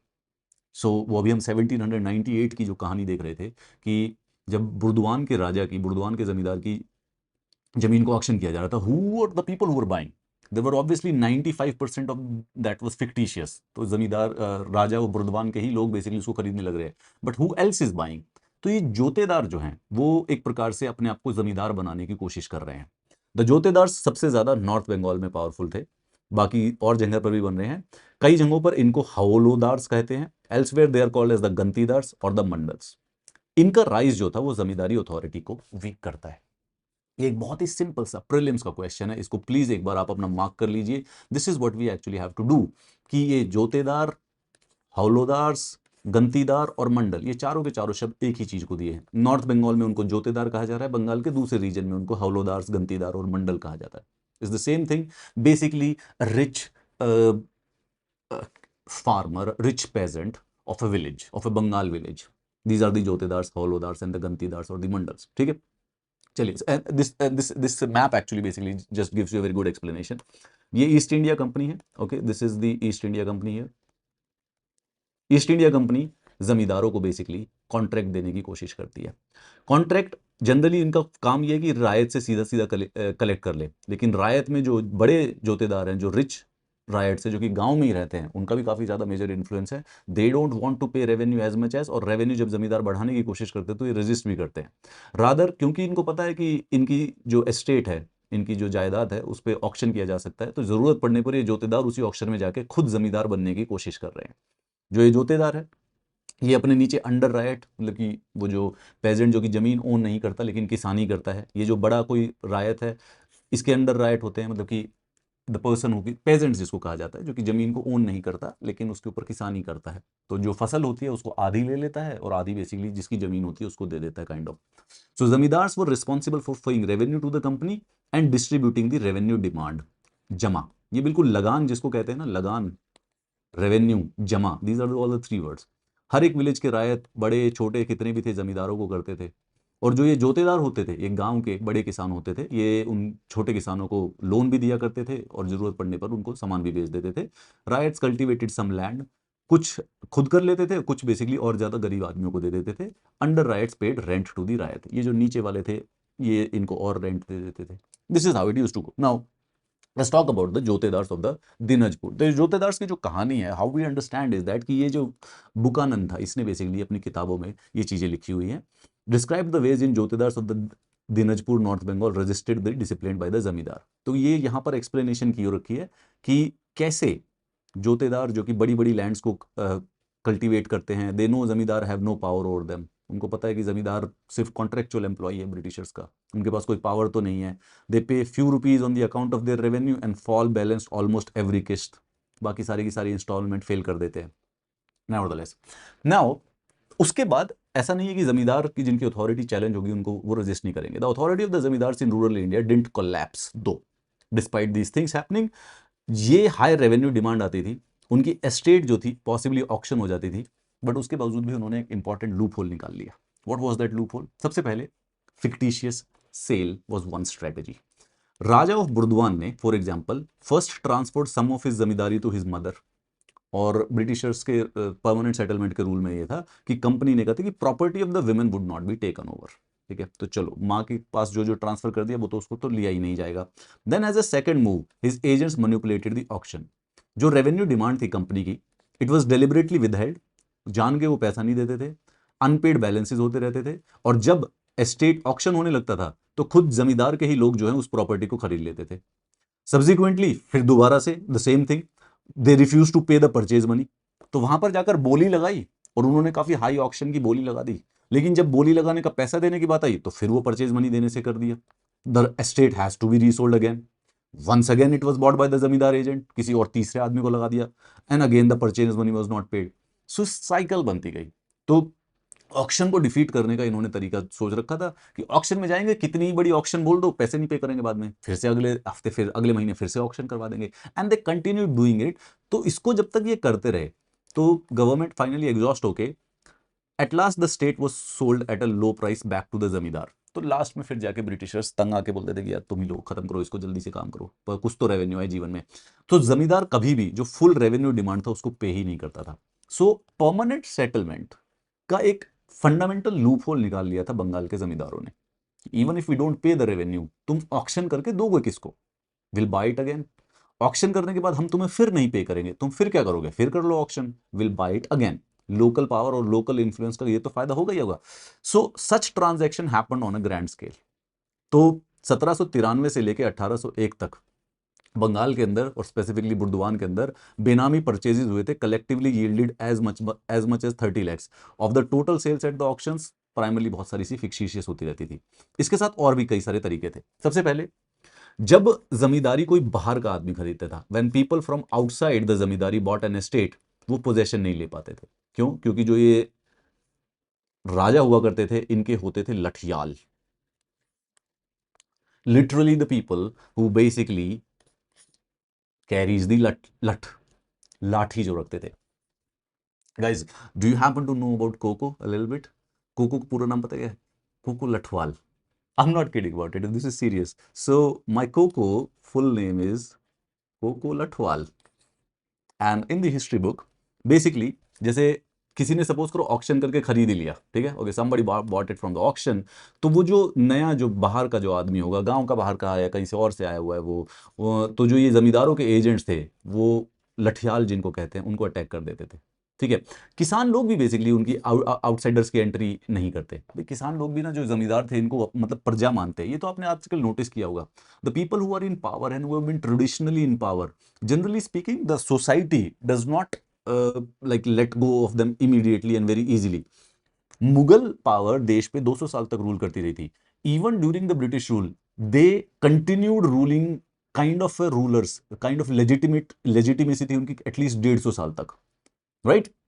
सो जो सेल ऑफ जमींदारी थी उससे बेसिकली लोगों की आइडेंटिटी और प्राइड भी जुड़ी होती थी। तो ऐसा नहीं था कि जस्ट बिकॉज कि ब्रिटिशर्स ने ऑक्शन करना स्टार्ट कर दिया तो उनको आसानी से रिप्लेस कर सकते थे। So by beginning of the 19th century the depression in the prices was over. Those who had survived the troubles of 1790s consolidated their power. तो एक बार जो 1790 में परमानेंट सेटलमेंट वाला सिस्टम था, एक बार जो 15-20 साल निकले, जो जो जमींदार ने ट्रिकरी करके किसी भी तरीके से अपने आप को होल्ड पे रखा था, उसके बाद वो रीग्रो करने लग गया। रूल्स ऑफ रेवेन्यू पेमेंट धीरे धीरे वो और फ्लेक्सिबल हो गए, सनसेट क्लॉज था वो हटा दिया गया था। As a result the zamindars power over the villages was strengthen. It was during the great depression of the 1930s finally जो बंगाल की जमींदारी थी वो कोलैप्स हुई, और उसके बाद जो ये जोटेदार थे ये फिर दोबारा से ज्यादा पावरफुल हो गए। नाउ ये जो कहानी है ना जितनी भी, this has been taken, this इसको अंडरस्टैंड करने के लिए फिफ्थ रिपोर्ट इंपॉर्टेंट है, और ये यहाँ पे स्टडी हम वहीं से कर रहे हैं फिफ्थ रिपोर्ट से। बेसिकली ब्रिटेन के पार्लियामेंट में 1813 में जो ईस्ट इंडिया कंपनी का एडमिनिस्ट्रेशन है उसको स्टडी करने के लिए कुछ रिपोर्ट्स बनाई जाती थी, और उसके अंदर ये फिफ्थ रिपोर्ट थी, to report on the administration and activities of the East India Company. ये वहां से स्टडी की गई है। This is why we understand कि this is what was happening in the Bengal of that time at this areas. Collectors के different district के revenue थे, स्टैटिस्टिकल टेबल थे, revenue judicial administration of Bengal और मद्रास का जो था उसको अंडरस्टैंड करने के लिए। तो कंपनी ने 1760 से, जब से इंडिया में वो रूल करना स्टार्ट किए, उनकी जो एक्टिविटीज़ थी उनको इंग्लैंड के पार्लियामेंट के जो लोग थे वो डिस्कस किया करते थे, डिबेट किया करते थे, स्टडी भी किया करते थे। So the groups wanted a revocation of the royal charter that gave the company this monopoly. East India Company के पास मोनोपोली थी इंडिया में रूल करने के लिए, राइट। तो उसी चीज़ को वहाँ के जो कुछ Britishers, anti east India company जो ग्रुप्स थे, वो चाहते थे कि ये चार्टर हटे, किस बात की मोनोपोली मिली हुई है। And increasing number of private traders, जो ब्रिटेन के प्राइवेट ट्रेडर्स है, वो भी चाहते थे कि इंडिया के शेयर में थोड़ा सा पार्टिसिपेशन करने को मिले। That is the reason why ये फिफ्थ रिपोर्ट थोड़ी सी क्रिटिकल भी है, थोड़ा सा सच्चाई बताती भी है। क्योंकि एक प्रकार से ये आप समझिए कि ईस्ट इंडिया कंपनी के अपोजिशन में जो लोग हैं वो इसको प्रेजेंट कर रहे हैं ब्रिटेन के पार्लियामेंट में। So the truth is slightly coming. So information जो था, जो कंपनी मिसरूल कर रही है और मैल एडमिनिस्ट्रेशन कर रही है, उसको ब्रिटेन में इसीलिए डिबेट किया जाता था क्योंकि ईस्ट इंडिया कंपनी के पास थी मोनोपोली। तो वहां के जो लोकल वेस्टेड इंटरेस्ट हैं जो कि इस मोनोपोली के अगेंस्ट है, दे कलेक्ट दैट इन्फॉर्मेशन कि ईस्ट इंडिया कंपनी मैल एडमिनिस्ट्रेशन कर रही है, फिर उसको पार्लियामेंट के अंदर डिबेट करते हैं ताकि पार्लियामेंटेरियंस के ऊपर प्रेशर बने ईस्ट इंडिया कंपनी को कंट्रोल करने के लिए और उसकी मोनोपोली को हटाने के लिए, विच इंसिडेंटली हैपेंड इन 1813। तो ये फिफ्थ रिपोर्ट वो रिपोर्ट थी जो कि वहां पे उस समय एक सेलेक्ट कमेटी ने बनाई गई थी, और इसकी वजह से बेसिस बना कि ईस्ट इंडिया कंपनी के रूल को डिबेट किया जाए specifically. The rules of the Andul Raj palace. देखिए भाई, क्या भोकाल पैलेस है। कभी शाही लोग यहां पे रहा करते थे, अब तो रूइन हो गया, खंडर बन गया है। सवाल ये नहीं है कि चीजें खंडर हो जाती हैं, सवाल ये है कि ये बनती क्यों है। कई जमींदार हुआ करते थे कोई जो यहाँ पे रहते होंगे। बट आपके लिए ध्यान लेने योग्य बात याद है कि ये अंदुल राज पैलेस, इसके बारे में पढ़ ले। Why? Because now this photo is in the NCERT and this is part of your syllabus. चलिए, तो ये फिफ्थ रिपोर्ट जो है is kind of invaluable to understand it. Luckily हमें इसमें से डिटेल में नहीं पढ़ना है। इसके अंदर दिया गया है कि बंगाल के जमींदारों की क्या कहानी थी, किस प्रकार से काम करते थे, मैल एडमिनिस्ट्रेशन कैसे होता था। Fifth report exaggerated the collapse of the traditional zamindari power. अब क्योंकि ब्रिटिशर्स ने लिखी है तो इतना सच भी नहीं है, मतलब कि ब्रिटिशर्स भी बेसिकली हमारे यहाँ पे फॉरेनर्स थे, so they didn't understand the country as well as we do understand the country. तो उनके थ्योरी में तो ये चल रहा था कि जमींदारों की पावर कोलैप्स हो चुकी है, हम कभी भी जमींदारों से लेकर ऑक्शन करवा देते हैं। Over estimated the scale on which zamindars were losing their land. तो जहां पर भी जमींदारी ऑक्शन होती थी, जमींदार हमेशा डिस्प्लेस नहीं होते थे, they figured out certain ingenious loopholes. Nevertheless, ये fifth report, exact fifth report से आप पढ़ेंगे तो let's just read it, you might actually get कि क्या होता है। So this is the fifth report. The revenue was not realised with punctuality. तो बता रहे हैं कि रेवेन्यू नहीं हो रहा है। And the lands to a considerable extent were periodically expose to the sale of auction. तो रेगुलरली ऑक्शंस होने लग रहे हैं। In the native year 1200 three corresponding to, मतलब 1796, 1700, the land advertise for the sale comprehended a jumma and the assessment of sicca rupees 28 lakhs, 28 lakh रुपए। Assessment of sicca, sicca means sicca the money price, rupees. Extent of the land actually sold bore जम्मा और assessment of 14 lakh. 28 lakh की revenue नहीं आया था, जब उसकी auction की गई तो 14 लाख हुआ। Amount of the purchase money sicca rupees corresponding to land advertise. ठीक है, कुछ कुछ ज्ञान दे रहे हैं भाई, फालतू का ज्ञान है। अच्छा, among the defaulters were the oldest families of the country. Raja of Nudia, Rajshahi, Bishnupur Bengal के हैं, जिनके एस्टेट्स को सक्सीडिंग ईयर पे बेसिकली ऑक्शन कर दिया गया। बट जैसे कि ये बर्दवान वाले राजा का एग्जाम्पल दिया हुआ है, not everybody was able to let it go. You understand this right now. If you go at the summary you would actually realise कि ये इतनी ज्यादा कॉम्प्लेक्स बातें जो की गई हैं, इसका कोई खास मतलब, इसका क्योंकि वो एनसीईआरटी के लिए है ना, छोटे बच्चों के लिए, तो इसलिए उसको कॉम्प्लेक्स है। बट इसको अगर आप सिंपल से इस नोट्स पे बना देंगे, this is the only thing which they are trying to tell, कि ब्रिटिशर्स ने परमानेंट सेटलमेंट इंट्रोड्यूस किया था रेवेन्यू को फिक्स करने के लिए। जमींदार डिफॉल्ट करते थे, फिक्टिशियस सेल और लोकल इन्फ्लुएंस को यूज करके उन्होंने कंट्रोल मेंटेन रखा। साथ में एक नए क्लास थी जोतेदारों की, जो कि बेसिकली पावर गेन कर रही थी, जमींदारी अथॉरिटी को थोड़ा सा चैलेंज करते थे। ये सारी कहानी जो है वो हम इस समय fifth report of British parliament से स्टडी करते हैं। ऑब्वियसली उसके अंदर भी कमियां हैं, but it does give us a lot of understanding of this situation. Then there is a second section of the chapter, the hoe and the plough. Plough basically हल को कहते हैं, और हो मतलब दराती को कहते हैं। If you have seen that, दराती ऐसे बनी होती है वो लकड़ी के उसमें, और इससे ऐसे दराती। ठीक है, ये वाली कहानी है हो एंड द प्लो, हल और दराती। तो this is pertaining to the, अब ये शिफ्ट कर देते हैं, ठीक है, they are shifting to a new area. एंड यहां पर बात की जा रही है दो लोगों की स्पेसिफिकली, एक तो पहाड़ीज और दूसरे हैं संथल्स। कहानी ये है कि ब्रिटिशर्स की पहाड़ियों से कभी बनी नहीं, तो पहाड़ियों को वो सप्रेस करते रहे, ऑप्रेस करते रहे, और फाइनली इन लोगों को पुश कर दिया inside the hills. So they are the tribals जो कि अब हिल्स में रहते हैं। और संथाल्स आर ऑल्सो ट्राइबल्स, लेकिन इनको छोटा नागपुर प्लेट्यू से ले जाके इनको राजमहल हिल्स में पहले बेसिकली एस्टैब्लिश करवाया गया, वहां पर सेटल कराया गया। So initially Britishers wanted to establish some good relations with the Santhals, लेकिन फाइनली ब्रिटिश पॉलिसीज की वजह से संथल्स ने उनके अगेंस्ट रिबिलियन कर दिया। This is the story of that, ठीक है। तो बंगाल से निकलकर बेसिकली हम चले जाते हैं यहाँ पर शिफ्टिंग एग्रीकल्चर होता था सबसे पहले राजमहल के कॉन्टेक्स्ट में। तो जो ये हमारा बुकानन है, जिसके बारे में हम एक बार पढ़ चुके हैं, फ्रांसिस बुकानन, ये एक फिजिशियन था, बंगाल मेडिकल सर्विस के अंदर बेसिकली इंडिया में काम करता था। फ्यू ईयर्स ये Lord Wellesley, governor general of India का बेसिकली डॉक्टर था। तो जब ये कोलकाता में था, ही ऑर्गेनाइज्ड अ जू, जो कि कलकत्ता अलीपुर जू बन गया। He was also in the charge of the botanical gardens. Bengal के गवर्नमेंट की रिक्वेस्ट पे इसने सर्वे करना स्टार्ट किया गया ब्रिटिश ईस्ट इंडिया कंपनी वाले एरिया का। Now he is often called as the Buchanan Hamilton also. इस बंदे ने कई जगह पे स्टडी की थी, उसकी रिपोर्ट जो है वो काफ़ी वैल्यूएबल है हमारी हिस्ट्री को समझने के लिए। ना Buchanan travel through the Rajmahal hills, इसको ट्रैवल करता है, और इसके जो नोट्स हैं, इसने जो किताबें लिखी हैं, इसने जो रिपोर्ट्स लिखी हैं, उसके अंडरस्टैंडिंग से हमें पता चलता है कि उस समय वहाँ पर क्या चल रहा था। नाउ इसने बोला कि यार ये जो राजमहल हिल्स है, जोन है जहाँ पर कोई ट्रैवलर वेंचर नहीं करता, थोड़ा सा डेंजर है, जो भी लोग हैं वहाँ पे हॉस्टाइल हैं, अंग्रेजों को पसंद नहीं करते हैं। Now the thing is this, his journal was written as a diary of places he visited, people he encountered, practices he saw. Now as usual again, ये जो बुकान, जैसे पहले वाला फिफ्थ रिपोर्ट था ना, तो ये बुकानन के जो जर्नल है, ये भी एग्जैक्ट परफेक्ट नहीं है, because it is being seen by Britishers. तो ऑब्वियसली वो अपने बायस और प्रेजुडिस के साथ लिखेगा, बट हाँ, अगर हम उसको क्रिटिकली एनालाइज करें तो will obviously get a clearer picture. Now सबसे पहले बात करते हैं, लेट 18th सेंचुरी में the hill folk were known as the Paharias, the people who live on the Paharia. They lived around the Rajmahal hills, Rajmahal hills पे रहते थे, फॉरेस्ट प्रोड्यूस के ऊपर, और शिफ्टिंग कल्टीवेशन को यूज करते थे। मतलब शिफ्टिंग कल्टीवेशन क्या होता है कि जंगल का एक एरिया को बेसिकली क्लियर करेंगे, उसको पूरा का पूरा बर्न कर देंगे, यहाँ पर basically enrich with the potash from the ash, Paharias grew a variety of pulses and the millets. They scratched the ground lightly with hoes, cultivated and cleared land for a few years, left it to fallow so that it could recover its fertility। तो एक प्रकार का lifestyle है जो कि कई सदियों से चला जा रहा था। जंगल का एक एरिया है, उसको काट के क्लीन करके उसको जला देते हैं, तो जलाने की वजह से वहाँ पे पोटैश और ऐश का एक फर्टाइल एरिया क्लियर हो जाता है।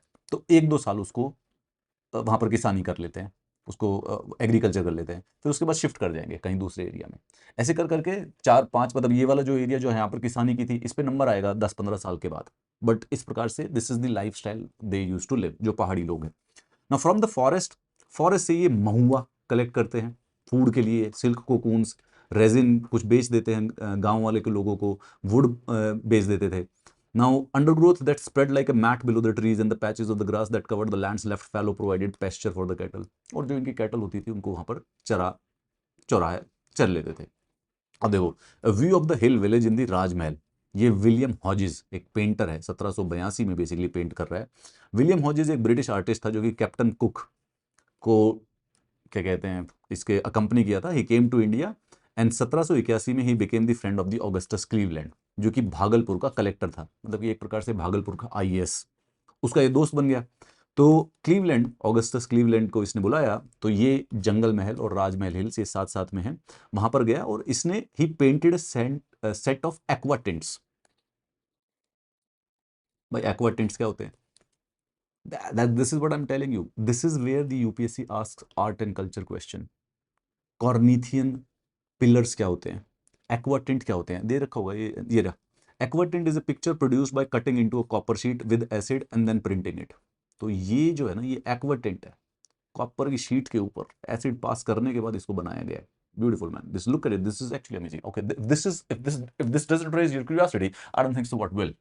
What will? Tell me. You tell me what will, and we'll actually discuss. This is amazing. This is beautiful. To be honest, I do not even know how beautiful this is, because I am not an art. I do not know how to understand art, but I don't know. It is supposed to be. I don't know. But look at it. Okay, just wait a sec. Forget about me. First of all, let me just remove these distractions from your side. Okay. Okay. Now, now this will not act. Oh, hold on for a sec. Yes, thank you very much. Highly appreciate your help. Look at it. Somebody named William Hodges painted it in 1782.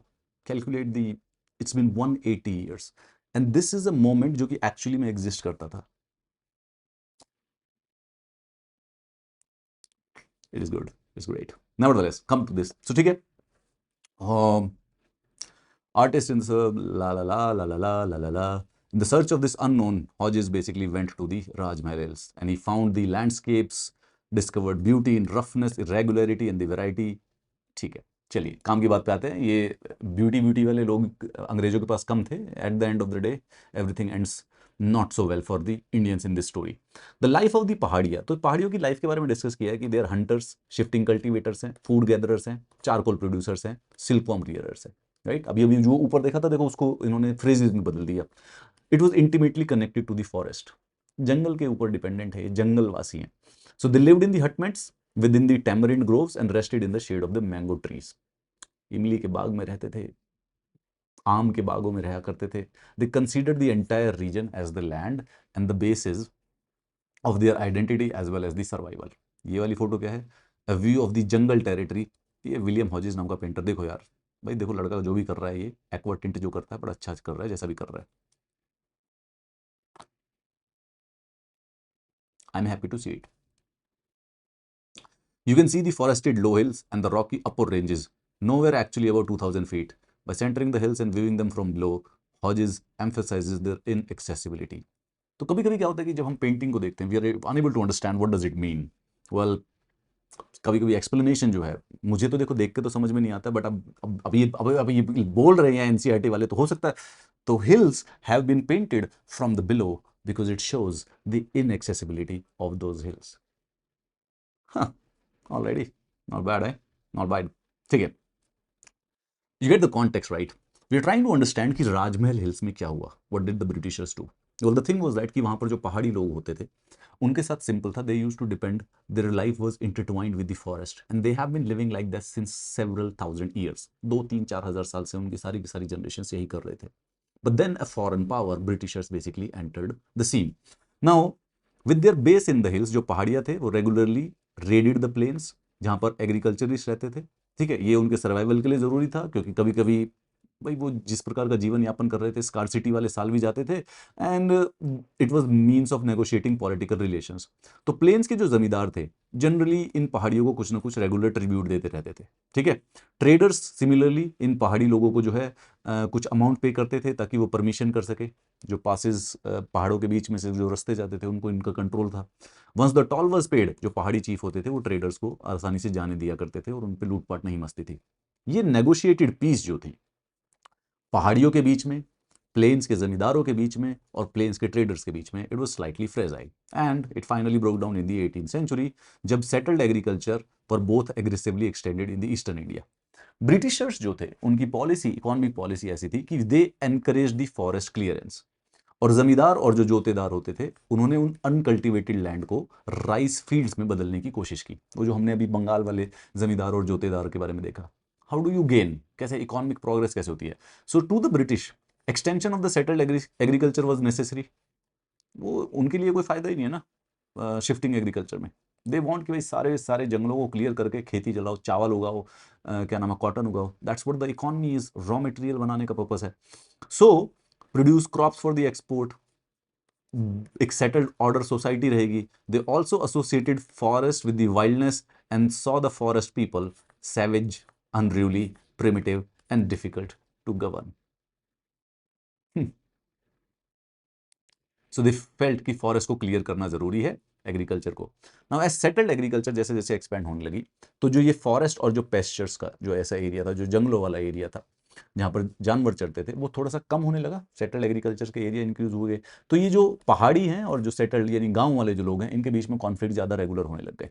The farmer जो पहाड़ी लोग थे, दे वो जो piece का ही हजार सालों से बनी हुई थी, एक लोकल पीस का एक सिस्टम बना हुआ था which was very fragile, but वो अब 1890s में ब्रिटिशर्स की पॉलिसीज की वजह से ब्रेक डाउन होने लगा. Now exasperated colonial officials tried desperately to control and subdue the Paharias. उन्होंने कोशिश तो बहुत की and it was violent, but पहाड़ियों को कंट्रोल करना थोड़ा सा मुश्किल हुआ. British embarked on a brutal policy of extermination, hunting the Pahari down and killing them. तो जो ये 1780 में ये जो अगस्टस क्लीवलैंड था, भागलपुर का जो कलेक्टर था, इसने एक नई पॉलिसी सजेस्ट की which was called as the policy of the pacification, कि rather than using the army to attack Pahadiyas directly, kill them, exterminate them, let's pacify them in a manner. पहाड़ी जो chief थे उनको एक annual allowance दे दिया जाए और उनको रिस्पॉन्सिबल कर दो कि भाई आपके जो लोग हैं वो अटैक नहीं किया करेंगे एंड वायलेंस में इंक्लूड नहीं होंगे. They were expected to maintain order. तो सबसे पहले तो इसमें कॉन्टेक्स्ट में क्या प्रॉब्लम है, ये जो भागलपुर के कलेक्टर के जो क्लीवलैंड की जो सजेशन थी, वो सजेशन ना थोड़ा सा डिफिकल्ट है इंप्लीमेंट करना. एक तो पहले जो पहाड़ी चीफ थे वो अलावेंस लेने से मना कर दिया. दूसरा, जो पहाड़ी कल्चर्स थी वो अगर कोई अलावेंस ले भी लेता था ना तो उसको काइंड ऑफ बॉयकॉट हो जाता था. क्या होते थे, पहाड़ी chief refuse the allowances and जो एक्सेप्ट कर लेते थे वो बेसिकली कम्युनिटी के अंदर अथॉरिटी लूज कर देते थे. So being in the way of the colonial government, उनको ऐसा लगता था कि वो सबऑर्डिनेट एम्प्लॉयज हो गए थे. सो वैसे साइमल्टेनियसली ये पैसिफिकेशन कैंपेन कंटिन्यू रहा, बट पहाड़ियाज बेसिकली क्योंकि अब वायलेंस ज्यादा होने लग गई है, they withdrew into the mountains, insulating themselves from the hostile forces. So when Buchanan traveled through the region in the winter of 1810, the Pahadiyas naturally viewed him with suspicion and the distrust. जा रहा है एक foreigner आदमी, पहाड़ियों को बहुत ज़्यादा पसंद नहीं है, ठीक है. पैसिफिकेशन भी हुई है, पिछले पिछले 30-40 सालों से ब्रूटल रिप्रेशन भी चल रहा था. सो जो ब्रिटिश लोगों की जो परसेप्शन थी वो पहाड़ियों के दिल में अच्छी नहीं थी. Every white man appeared to represent a power that was destroying their way of life and means of survival, snatching away their control over their forest and the land. Oh my God, this is complex. Now, Santhals were pouring into the area, clearing forest, cutting down timber, plowing land and growing rice and cotton. Now, this is important. यहाँ पे बात ध्यान रखिए. By this time, in fact, there were newer intimation of the danger. अब एक ना नई कहानी बननी स्टार्ट हुई है. तो जो ये 1770 से लेके 1810 तक ये पहाड़ियों की कहानी अभी तक हमने थोड़ी सी सुनी है. Now there is something else, Santhals. This is the second section of the story, मतलब कि second character of the story. Santhals were pouring into the area. Santhals वो वाले ट्राइबल थे जो कि फॉरेस्ट को क्लियर कर रहे हैं, टिम्बर कट डाउन कर रहे हैं, राइस और कॉटन यानी कि सेटल्ड एग्रीकल्चर कर रहे हैं. As the lower hills were taken over by the Santhal settlers, the Paharias receded deeper into the Rajmahal hills. तो पहाड़ियाँ तो ऊपर चले गए राजमहल हिल्स के अंदर, डीप में चले गए ताकि उनका कॉन्टेक्ट थोड़ा सा यहाँ पे कम आने लगे. Continued with their own style. और जो मतलब जैसे कि राजमहल हिल्स हैं, ये प्लेन का एरिया है जहाँ पे गांव बसे हुए हैं, पहाड़ी लोग यहाँ पे अंदर चले गए हैं. This is the area, the edge of the hills. This is, यहाँ पर संथल्स ने बसना स्टार्ट कर दिया है. संथल अब यहाँ पर रहने लग गए. Okay, so if the Paharia life was symbolised by the hoe which they used for shifting cultivation, the settlers came to represent the power of the plow. The battle between the hoe and the plow was a long one. भाई वाह. Now, and this is a beautiful, ये mains का question बनता है, ये prelims का question बनता है. कोई बच्चा इसको आंसर नहीं कर पाएगा क्योंकि किसी दूसरी बुक में नहीं दिया हुआ है. पहाड़िया life was symbolised by the हो. तो पहाड़ी जो हैं उनकी लाइफ दराती है.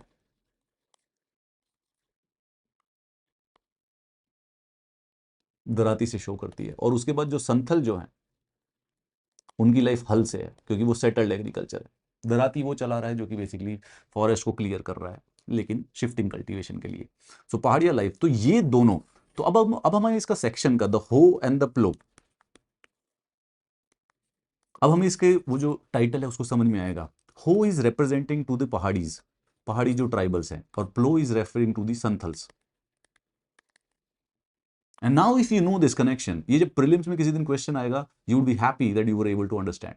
सो जो ये संथल्स हैं, they are the pioneer settlers.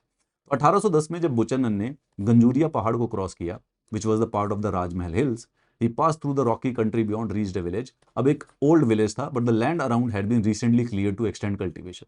तो रिसेंटली अभी उसने वो एक्सटेंड कर रखा है. नाउ बुकानन ने find evidence that region have been transform through proper application of human labour. उसने अपने जर्नल्स में लिखा हुआ है कि गुंजरिया पहाड़ जो है सफिशिएंटली कल्टीवेटेड है कि ये कंट्री जो है क्या ग्लोरियस कंट्री बनेगा अगर सबके सारे के सारे जंगल काट के यहाँ पे खेत लगा दो तो. He didn't say it, but I'm assuming the sentiment is this. I think its beauty and the riches might be made equal to almost any in the god. Soil rocky थी. Nowhere had Buchanan seed finer tobacco and the mustard. उसने देखा कि भाई कौन है ये. सो the thing is that कि ये वाला जो गांव था वो संथाल्स के द्वारा डिवाइडेड था. वो धीरे धीरे इस एरिया में एक डेकेड पहले आए थे. उन्होंने वहां पे पहाड़ी लोग थे उनको डिस्प्लेस किया and they cleared the forest and settled the land. तो ये संथल्स की कहानी है बहुत अच्छी वाली. ध्यान से सुनते हैं क्या होता है. देखिए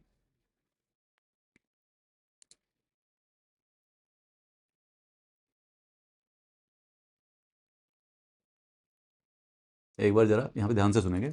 ये छोटा सा कहानी देखो प्यारा सा. आहा क्या क्या फोटो बनाई है भाई. भाई को तो ड्राइंग बनाएंगे तो बैठ के देखो. तो ये एक नए वाला टाइटर है. विलियम हॉजिस के अलावा वॉल्टर शेरविल, इसने भी 1850s में राजमहल हिल्स के नीचे वाला एक गांव है उसको ड्राई किया हुआ है. ये लंदन न्यूज़ से 1856 की फोटो है ये. तो village appears to be peaceful calm and idyllic. Life seems unaffected by the outside beautiful world. The thing is that कि संथल राजमहल हिल में पहुंचे कैसे.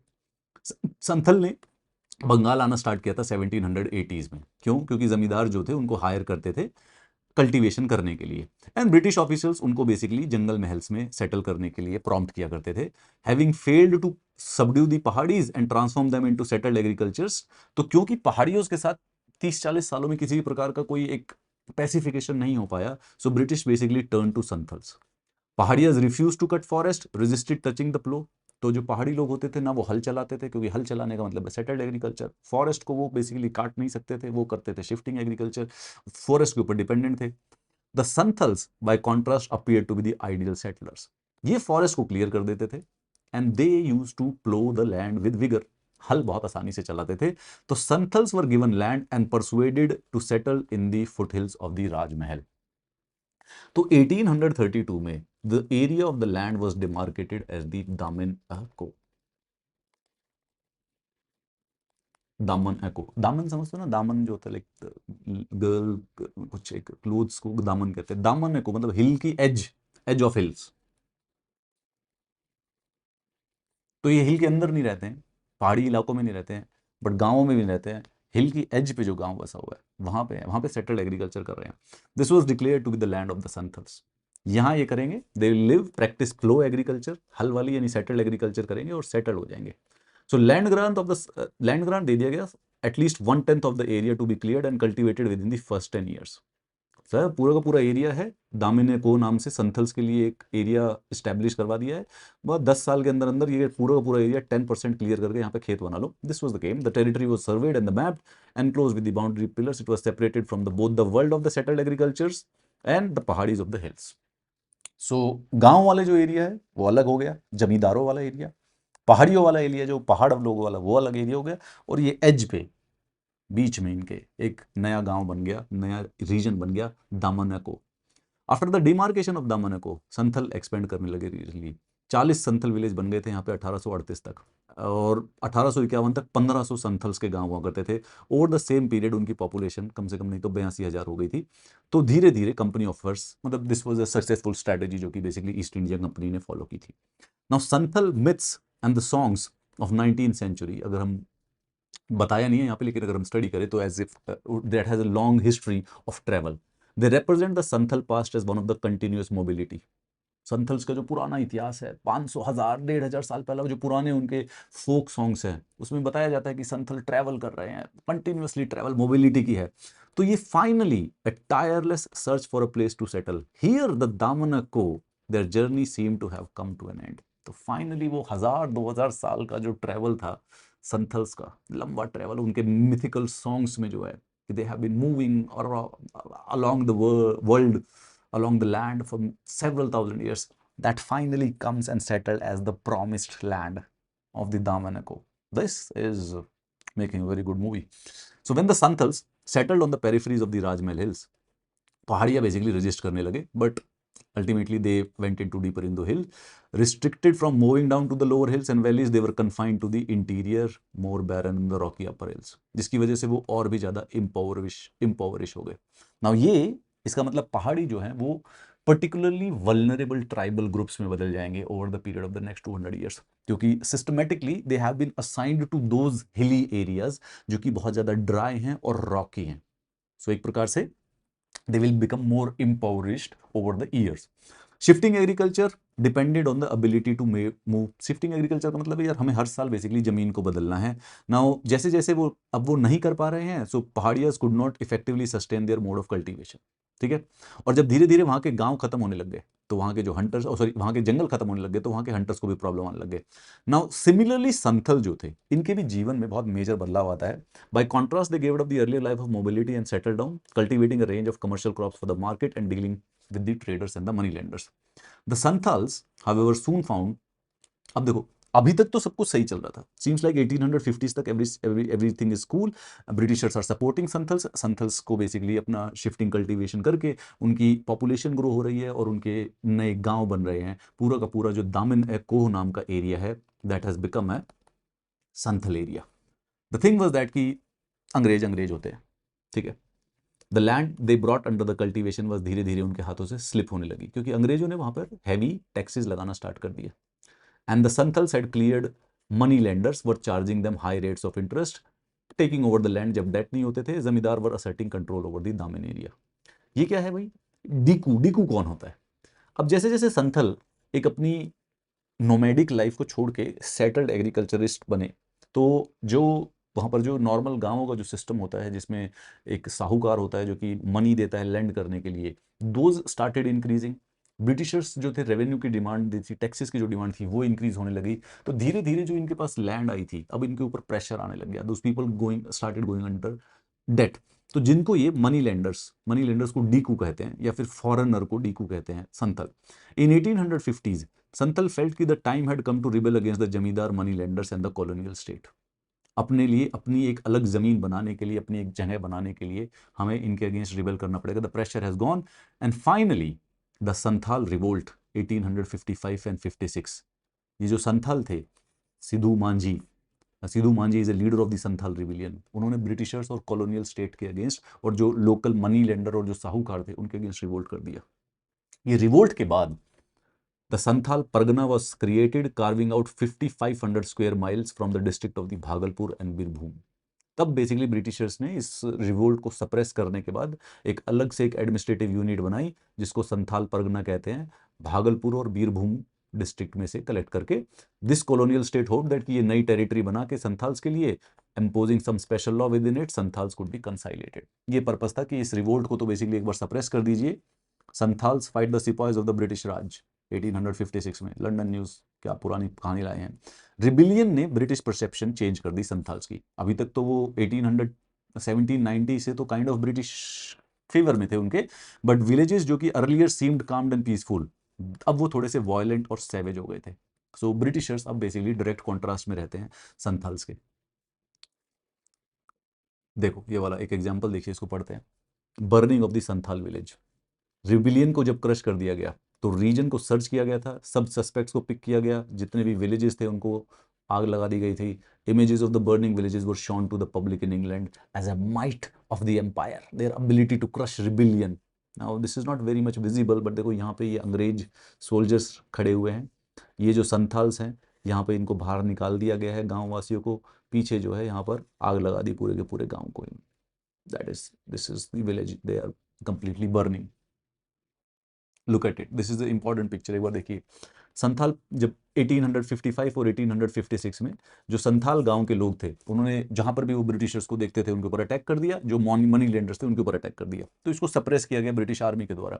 Now this is the photo. देखो ब्रिटिश ऑफिशियल्स, ये हाथी पे बैठा हुआ है ऊपर, यहाँ पे देखो घोड़े पे चलते हुए ये एक हुक्का पीने लग रहा है, और यहाँ पर साथ में संथल जो है उनको बांध के लिया जा रहा है, नेटिव्स को जो बांध के लिया जा रहा है. So the thing is this, जो बुकानन है, इसने संथल अपनी जर्नल में क्या लिखा हुआ, they are clever in clearing new lands but live meanly. Their huts have no fence, walls are made of small sticks placed close, they are small and slovenly, too flat-footed with very little arc. Describe कर रहा है Santhals को. UPSC prelims में कभी क्या कर सकता है, they will just give this phrase and then they will ask whom they are describing, फिर नीचे लिख देंगे संथाल्स, पहाड़ियाज, किसी और ट्राइबल के बारे में. ना ये जो बुकानन का अकाउंट है, हमें ये नहीं समझ रही कि वो है वो ब्रिटिश ईस्ट इंडिया कंपनी का एम्प्लॉई, तो ठीक है, जो भी था स्पेसिफिकली अपने एक पर्टिकुलर जहां पर भी जाता था, he was obviously an employee of the East India Company, he was an agent of the सरकार.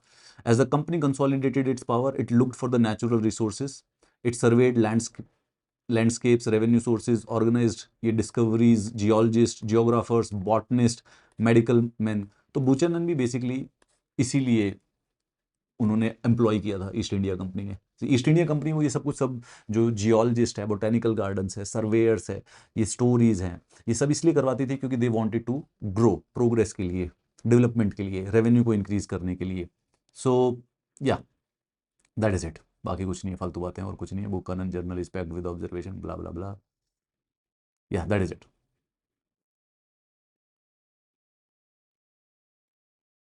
ग्रेट. एक बार इसको पढ़ते हैं, इसमें कुछ कुछ इन्फॉर्मेशन दी हुई है. सो दिस इज, ये बुकानन के जर्नल में ऐसे लिखा हुआ था. View of country is extremely fine, cultivation ला ला ला ला ला ला, हाईली से प्लांटेशन ऑफ असान एंड पालाज फॉर तेसर, तसार सिल्क वॉर्म जो होते हैं, and lac should occupy the place of woods to a great an extent as the demand will admit. The remainder will be cleared and the greater for cultivated, while what is not might rear Palamira and Mahua. ठीक है. मतलब see what this will give us is that कि UPSC को पूछेगा कि क्या क्या उगा रहे हैं ये राजमहल हिल्स में, जो पहाड़ीज हैं या जो संथाल्स हैं, वो क्या क्या कल्टीवेट करते हैं. And then they last this question. Get this idea. Now you understand from this situation, from this section, we understand ki what is the relationship going on between the Britishers and the natives. So there are two entities which we are discussing. एक तो पहाड़ियों के साथ कैसे हमेशा constant violent relationship रही, जिसकी वजह से जो पहाड़ीज थे they were basically pushed deeply inside the hills and from there on वो पूरा का पूरा ग्रुप है वो permanently impoverish हो गया. सेकेंड, उसके बाद एक संथाल्स की बड़ी अच्छी कहानी बताई गई है ना. संथाल्स जो हैं वो स्टार्टिंग में तो ब्रिटिश फेवर में थे, but after 1857 revolt basically Britishers started seeing them with suspicion. And very interesting story about कि किस प्रकार से वो दामिनकोह नाम की जो कहानी में है, दामिनकोह नाम का जो एरिया है वो बसाते हैं. और after 1855 after the revolt this changes into the Santhal Pargana. Bhagalpur और बीरभूम डिस्ट्रिक्ट में से कंबाइन करके 5500 स्क्वायर किलोमीटर का area.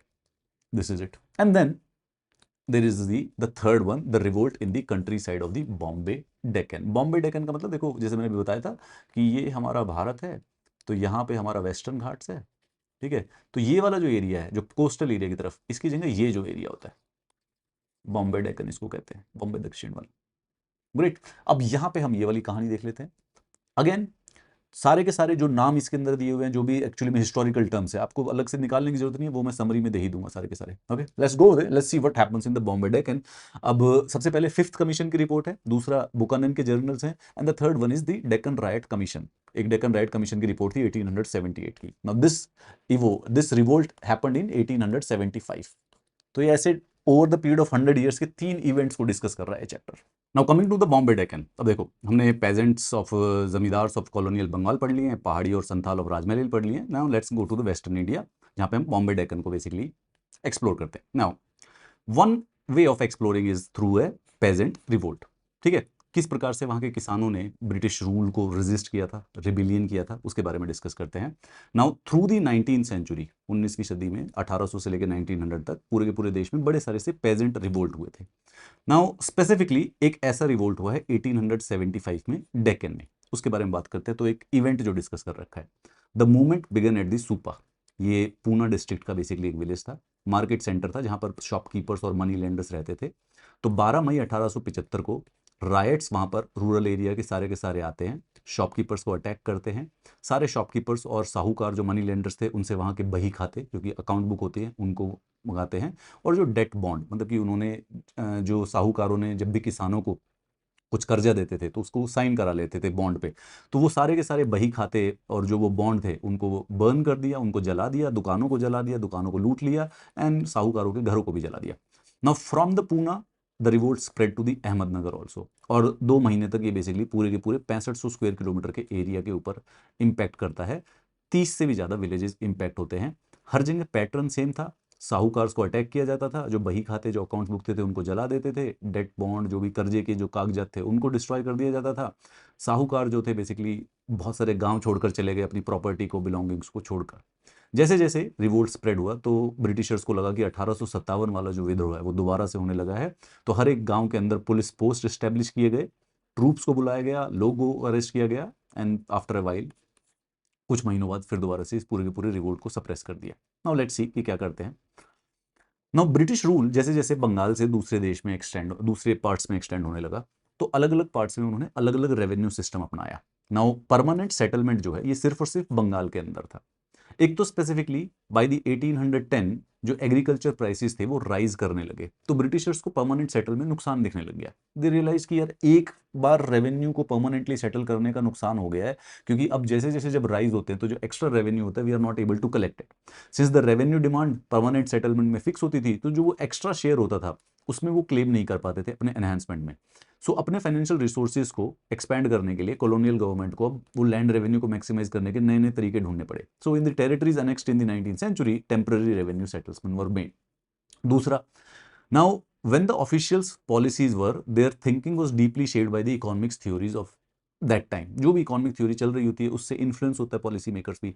One of that was of the David Ricardo. David Ricardo की एक थ्योरी थी, रिकार्डियन आइडियाज जिसको कहते हैं। तो महाराष्ट्र में जब ब्रिटिश ऑफिशियल्स अपनी नई 1820 में क्या कहते हैं नई रेवेन्यू पॉलिसीज को फॉर्मुलेट करने लगे, तो ये रिकार्डियन थ्योरीज जो हैं, रिकार्डियन आइडियाज के बेसिस पे बात हुआ। तो क्या है Ricardian idea? It's a main question जो कि डायरेक्टली पूछा जाएगा। According to the Ricardian ideas, एक land owner should have a claim only to the average rent that prevailed at a given time.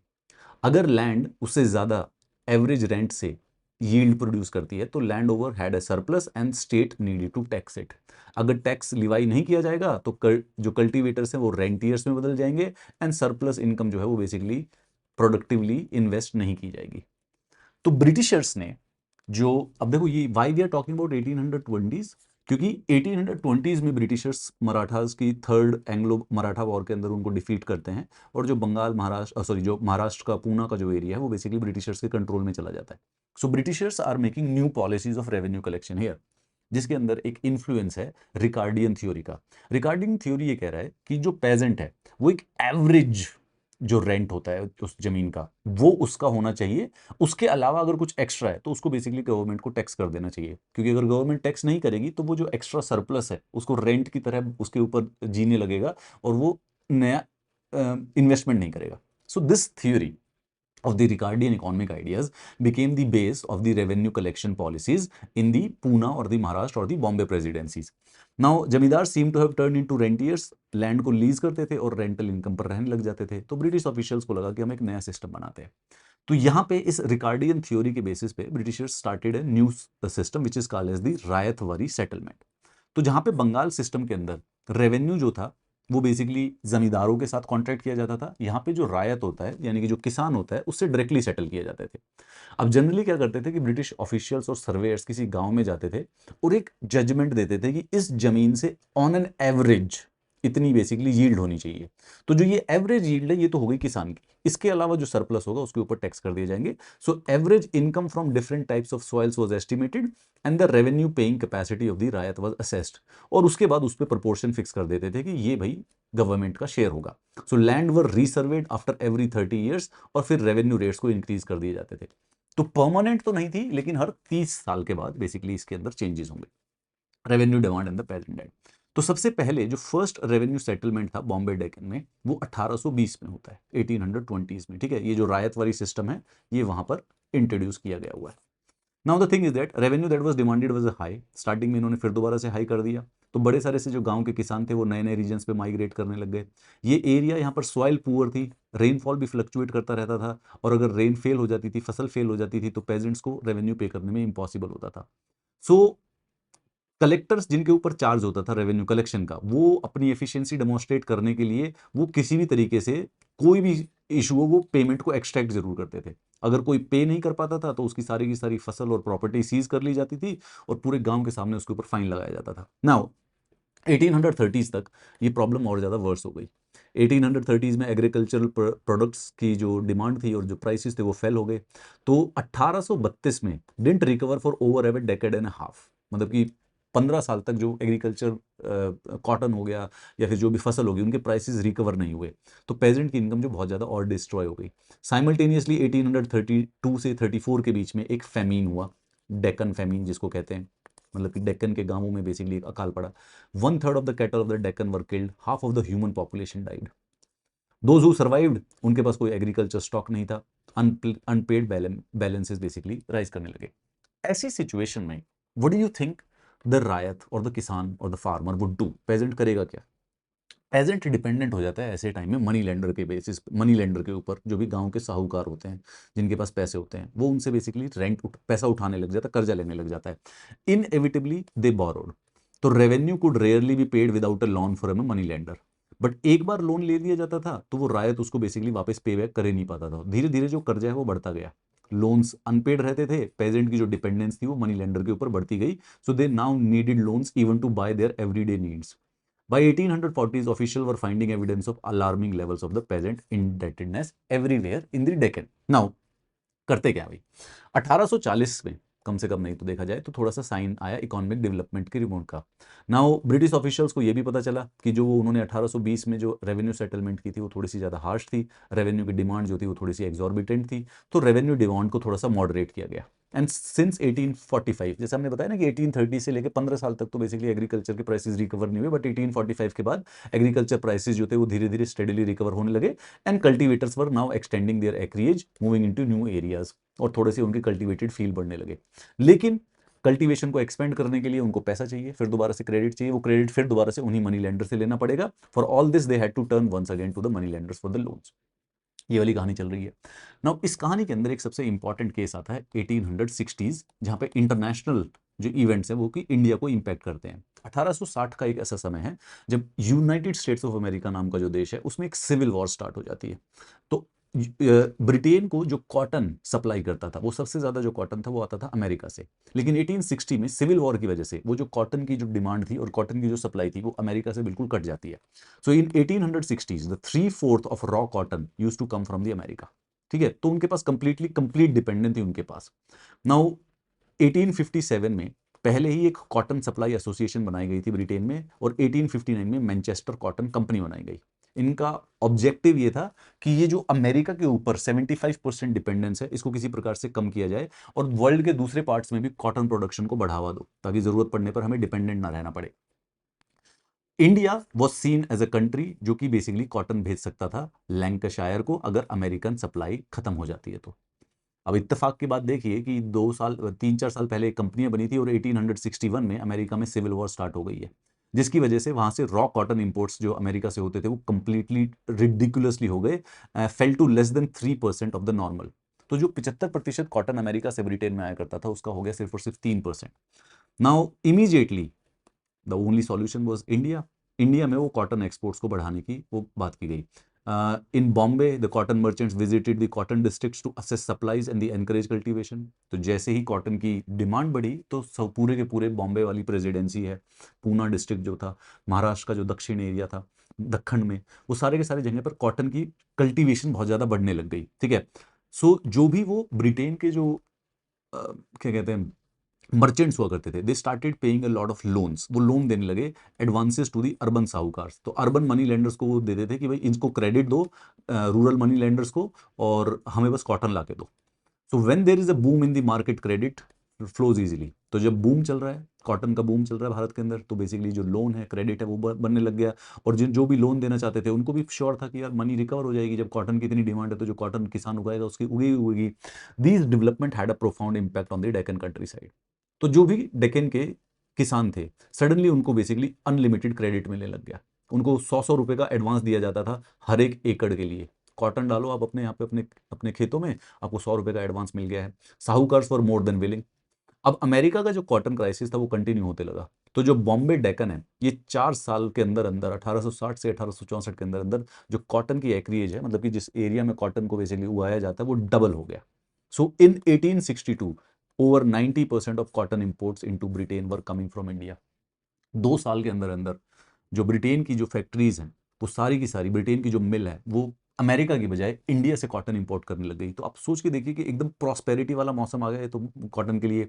But problem यह है कि these boom years didn't bring prosperity to the cotton producers. कुछ rich peasants को तो gain हुआ, but cotton का expansion था कि वो जो किसान थे वो और ज्यादा डेट में जाते चले गए। Now after the boom lasted, while the boom lasted, cotton merchants in India था कि अब पूरे के पूरे वर्ल्ड मार्केट को कैप्चर कर लेंगे अमेरिका को डिस्प्लेस करके। और एक बार देख, बॉम्बे गेजेट अखबार है 1861 का, उसमें ये भी लिखा हुआ है, what can prevent India from supplanting the slave states as the feeder of the Lancashire. Lancashire basically उस समय रॉ कॉटन को यूज कर करके मिल्स चला रहा, पूरे के पूरे वर्ल्ड में कपड़े एक्सपोर्ट करता है। बट बाय 1865 अमेरिका की जो सिविल वॉर है वो खत्म हो जाती है and the cotton production in America immediately revive हो जाती है। और धीरे धीरे वहां से बेसिकली इंडियन कॉटन के जो एक्सपोर्ट्स हैं वो डिक्लाइन होने लग जाते हैं। जैसे ही इंडियन कॉटन डिक्लाइन होने स्टार्ट हो जाते हैं तो मर्चेंट्स और जो साहूकार थे अब वो बेसिकली लॉन्ग टर्म क्रेडिट नहीं देना चाहते हैं। उनको दिख रहा है कि इंडिया का कॉटन की जो डिमांड है वो धीरे धीरे गिरने लग रही है, जो कॉटन के प्राइसेस जो है वो भी स्लाइड डाउन हो गए। So they decided to close down their operations. उन्होंने बेसिकली जो एडवांस थे पेजेंट्स को वो देना बंद कर दिया and they demanded repayment of the outstanding debts. While credit dried up the revenue demand increased. अब क्रेडिट तो घट गया है लेकिन रेवेन्यू डिमांड अब बेसिकली बढ़ने लग गया है। तो जो फर्स्ट रेवेन्यू सेटलमेंट जो कि 1820 से 1830 में हुई थी, अब वो 1860 30 साल के बाद दोबारा होनी है, 1830 के बाद वो फिर दोबारा से होने लग गई है। And in this new settlement जो रेवेन्यू की जो डिमांड है वो बेसिकली 50 से डबल हो गई एकदम। अब रायत इत्तेफाक से, भाई वो जो कॉटन बूम था वो तो सिर्फ 3 से 4 साल रहा, लेकिन रेवेन्यू अब इमीडिएटली डबल हो गया। वो कहाँ से दें? मनी लेंडर जो है वो बेसिकली जो साहूकार है वो अब पैसा देना नहीं चाहता है, उसको पता है कि ये जो रायत है ये पे नहीं कर पाएंगे। Now this created a situation कि जो ये मनी लेंडर्स जब रिफ्यूज करने लगे पैसे देने के लिए किसानों को, जो किसान था वो और ज्यादा गुस्से में आ गया, वो और ज्यादा कर्जे में आ गया। They were utterly dependent on the money lender. लेकिन अब मनी लेंडर उनकी हरकतों को देख के इनसेंसिटिव हो चुका है, money lenders for violating the customary norms of the countryside. ठीक है, चलिए बात करते हैं। One general norm was that the interest charge could not be more than the principal. अब पहले क्या होता था, एक ये इंटरेस्टिंग बात को नोटिस करो, पिछले 1.5-2-3 हजार साल से पूरे के पूरे गांवों में एक काइंड ऑफ रूल चलता था कि भाई साहब जैसे आपने कुछ एक प्रिंसिपल किसी आदमी को कर्जे पे दिया है, अब इसके ऊपर कुछ हल्का सा इंटरेस्ट लगेगा, बट किसी भी सिचुएशन में ये इंटरेस्ट प्रिंसिपल से ज्यादा नहीं होगा। अगर आपने 100 रुपए दिए हैं और इंटरेस्ट बढ़ बढ़ के अपने जो किसान है उसने इंटरेस्ट 100 रुपए से ज्यादा दे दिया, तो अब वो 100 रुपए से ज्यादा इंटरेस्ट नहीं देगा, बचा है सिर्फ वो प्रिंसिपल। तो इसका मतलब जो मनी लेंडर था वो बहुत ज्यादा पैसा एग्जैक्ट नहीं कर सकता था, वो एक फेयर इंटरेस्ट ले सकता था। कॉलोनियल रूल के समय में ये नॉर्म ना ब्रेक डाउन हो गया, और this is has been investigated by the Deccan riot commission also, जहां पे 100 रुपए के लोन के ऊपर मनी लेंडर ने 2-2 हजार रुपए का इंटरेस्ट ले लिया था। In petition after petition ryot complaint कि यार ये कस्टम जो है वो देश का कस्टम टूट चुका है, और वो अब कंप्लीटली जो मनी लेंडर्स हैं वो एक्सटॉर्ट करने लगे हैं पैसे को। The thing is this, ryots immediately वो जो रिलेशनशिप थी कस्टमरी 1.5-2 हजार साल की वो ब्रेक डाउन हो गई, और अब जो मनी लेंडर और जो साहूकार है वो थोड़ा सा डीवियस और विलेन बन गया, इविल बन गया, डिसीटफुल हो चुका है। They complained of money lenders of manipulating laws and they forging accounts. अब देखो, ब्रिटिशर्स ने इसके लिए एक सॉल्यूशन लाया, लेकिन वो solution sadly unfortunately rather than helping the farmers is ended up handling the money lenders. What was it? In 1859 Britishers ने पास किया एक लिमिटेशन लॉ। लिमिटेशन लॉ ये था कि loan bonds that were signed between money lenders and ryots would have validity for only 3 years। तो जब अब कोई भी मनी लेंडर या जो साहूकार है वो बेसिकली जब किसी रायत को लोन देगा तो एक बॉन्ड साइन करेगा जिसकी वैलिडिटी होगी 3 साल की। 3 साल में अगर पैसा वापस आ गया तो आ गया, वरना उसके बाद वो वैलिड नहीं रहेगा। लॉ का पर्पस ये था कि भाई अक्यूमुलेशन ऑफ इंटरेस्ट नहीं हो। The money lender however turned the law around. उसने क्या किया कि वो हर एक रायत से ना हर 3 साल के बाद नया लॉ, नया बेसिकली क्या नाम है, उसको बॉन्ड फिर से साइन करा देता। और जब नया बॉन्ड साइन होता था तो unpaid balance that is the original loan and the accumulated interest was entered as the principal which a new set of interest charges was calculated. Understand what is happening? तो 100 रुपए का basically loan दिया है, 100 रुपए के loan पर basically जैसे कि भाई 50 रुपए का इंटरेस्ट अभी बचा हुआ है पे करने के लिए, तो टोटल हो गए 150। तो 3 साल के बाद जब एक नया बॉन्ड साइन किया गया तो ये 150 रुपए का लोन हो गया। फिर उसके बाद 3 साल के बाद इसको 200 रुपए का लोन कर दिया। द थिंग इज दैट कि it just multiplied the money that was being, जो कर्जे पे दी जा रही थी। 100 रुपए के बाद अगर देखा जाए तो अगर 3 साल के बाद रीबॉन्ड भी साइन करवाना होता है तो रीबॉन्ड भी बेसिकली सिर्फ और सिर्फ 100 रुपए का बनना चाहिए था, लेकिन वो जो भी अक्यूमुलेटेड इंटरेस्ट होता था उसको नया प्रिंसिपल बना देता था। मोर इंपॉर्टेंटली पर्पस ये था कि वो नया बॉन्ड साइन ही ना करवा पाए, but then Britishers could not see कि भाई लोकल जो कस्टम्स और जो गांव होते हैं उनके पास कोई ऑप्शन नहीं होगा। सो जो ये डेक्कन राइट कमीशन था जिसने स्टार्ट किया, कि उसने सिंपल सी बात की गई, they refuse to give receipts when the loans were repaid, loan pay हो जाता था उसको बताते नहीं थे, entered fictitious figures in the bonds, acquired the peasants harvest at slow prices, ultimately basically जो किसानों की प्रॉपर्टी थी उसको गैदर कर लेते थे। तो ये specifically this deeds and the bonds, this was a system which was introduced by the Britishers to make everything legal. However क्योंकि किसान पढ़ा लिखा नहीं था, उसके लिए यही सिंबल ऑफ ऑपरेशन बन गए। पहले ये जो डीड थी वो रेयर हुआ करती थी, पर Britishers were suspension were suspicious कि भाई ये जो इनफॉर्मल अंडरस्टैंडिंग है ये नहीं चलेगी, अब दोबारा से हमको करना सब कुछ बेसिकली अनएम्बिगुअसली कैटेगोरिकली सब कुछ कॉन्ट्रैक्ट डीड्स और बॉन्ड में लिखा चाहिए जो कि लॉ रेगुलेट करेगा। और अगर डीड और कॉन्ट्रैक्ट लीगली एनफोर्सिएबल नहीं है तो इस पे कोई वैल्यू नहीं है, इसकी कोई वैल्यू नहीं मानी जाएगी। नाउ ब्रिटिशर्स जो पुराने कस्टम्स थे उनको अवॉइड करते करते they wanted to introduce a new legal system, लेकिन वो न्यू न्यू लीगल सिस्टम जो है वो ऑलरेडी रिच मैनिपुलेट कर सकते हैं। So peasants came to associate this misery of their lives with this new regime of bond and the deed. वो कहीं पर भी साइन कर देते, कहीं पर भी अंगूठा लगा देते थे, लेकिन उनको पता नहीं चलता था कि what they were signing. They had no idea of the clauses कि बॉन्ड में क्या लिखा हुआ है, कितना इंटरेस्ट लगेगा, क्या कब हो गया। बट क्योंकि उनके पास कोई चॉइस नहीं थी, इसी लोन के ऊपर डिपेंडेंट होते थे, मनी लेंडर बिना अंगूठा लगाए बेसिकली लोन देने से मना कर देता था, तो वो बेसिकली किसी भी तरीके से अंगूठा लगा देते थे। So this situation, this complex social interaction was being studied by the Deccan riot commission. Now revolt जब डेक्कन में स्प्रेड हुआ तो गवर्नमेंट ऑफ बॉम्बे पहले तो कुछ इस पे करना नहीं चाहती थी, बट गवर्नमेंट को फिर दोबारा से याद आया कि 1857 में भी ऐसा हुआ था। So we need to set up a commission of inquiry to investigate into the causes of the riots. तो कमीशन ने एक रिपोर्ट पब्लिश की जो कि ब्रिटेन पार्लियामेंट में 1878 में डिस्कस की गई थी। This is referred as the Deccan riots sources. Commission ने सारे के सारे डिस्ट्रिक्ट्स में इंक्वायरीज होल्ड की थी, रायत से, साहूकारों से, आई विटनेसेस की स्टेटमेंट को कंपाइल किया, स्टेटिस्टिकल डेटा कंपाइल किया, और उसके बेसिस पे ये पूरी की पूरी डिटेल इन्होंने सबमिट की। And then they realise this कि ठीक है। Now the Deccan riot commission for instance was specifically asked to जज whether the level of the government revenue demand was the cause of the revolt. Presenting all the evidence, commission reported that the government department was not the cause of the present anger. अब eight the end of the day Deccan commission की जो report है वो basically government की report है, तो they are biased and prejudiced. उसको इसीलिए हमें स्टडी करते वक्त हमें कुछ ना कुछ और भी उसको क्रिटिकली एनालाइज करना पड़ता है। उन्होंने बेसिकली डेक्कन राइट कमीशन ने सारा का सारा ब्लेम डाल दिया मनी लेंडर्स पे। ठीक है, this argument is found frequently in the colonial records. ये एक परसिस्टेंट रिलेक्टेंस दिखाता है कॉलोनियल गवर्नमेंट के कि पॉपुलर डिस्कंटेंट जो था वो गवर्नमेंट एक्शन की वजह से था। मतलब कि हर जगह जब भी वो कोई भी हम ब्रिटिश गवर्नमेंट की हिस्टोरिकल रिकॉर्ड रिपोर्ट को देखते हैं तो we end up seeing is that कि they basically put the blame somewhere else. So Deccan riots हुए हैं, so the official report puts the blame on the money lenders कि वो मनी लेंडर्स की एक्सटॉर्टिंग पॉलिसीज की वजह से बेसिकली प्रेसिडेंट ने राइट किया है, rather than on the government की गवर्नमेंट जो है वो अननेसेसरी रेवेन्यू डिमांड्स कर रही थी। Official reports obviously invaluable sources हैं, but they are has to be read with the care and juxtaposed with the evidence, जो कि newspaper, unofficial account, legal records, हो सके तो ओरल सोर्सेज जहां पे भी मिलते हैं उससे होगा। This is what this chapter is. Now I have understand, I hope कि you probably understand this thing better. अब देखो इससे ज्यादा बेहतर होगा कि आप इसको एक छोटी सी समरी पे देख ले, एक बार देखते हैं इसको, रिवाइज करते हैं, यू विल अंडरस्टैंड कि क्या क्या होगा। एक तो बंगाल और जमींदारों की कहानी सिंपल सी थी। बंगाल के जमींदारों के साथ परमानेंट सेटलमेंट किया ब्रिटिश गवर्नमेंट ने, बट जमींदार जो थे वो डिफॉल्ट करते रहते थे कॉन्स्टेंटली, और वो एक सेकंड जस्ट से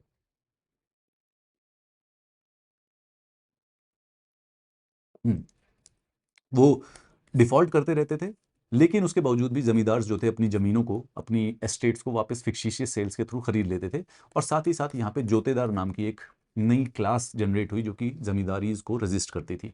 कंटिन्यू वो कुछ कर तो नहीं पाई सक्सेसफुली, बट फिफ्थ रिपोर्ट में हमें सब स्टडी करने को मिलता है। सिमिलरली पहाड़ीज और संथाल्स के बारे में, पहाड़िया जो है वो फॉरेस्ट डिवेलपर्स हैं, और संथाल जो है वो हैं ट्राइबल्स लेकिन अब सेटलर्स बन गए हैं।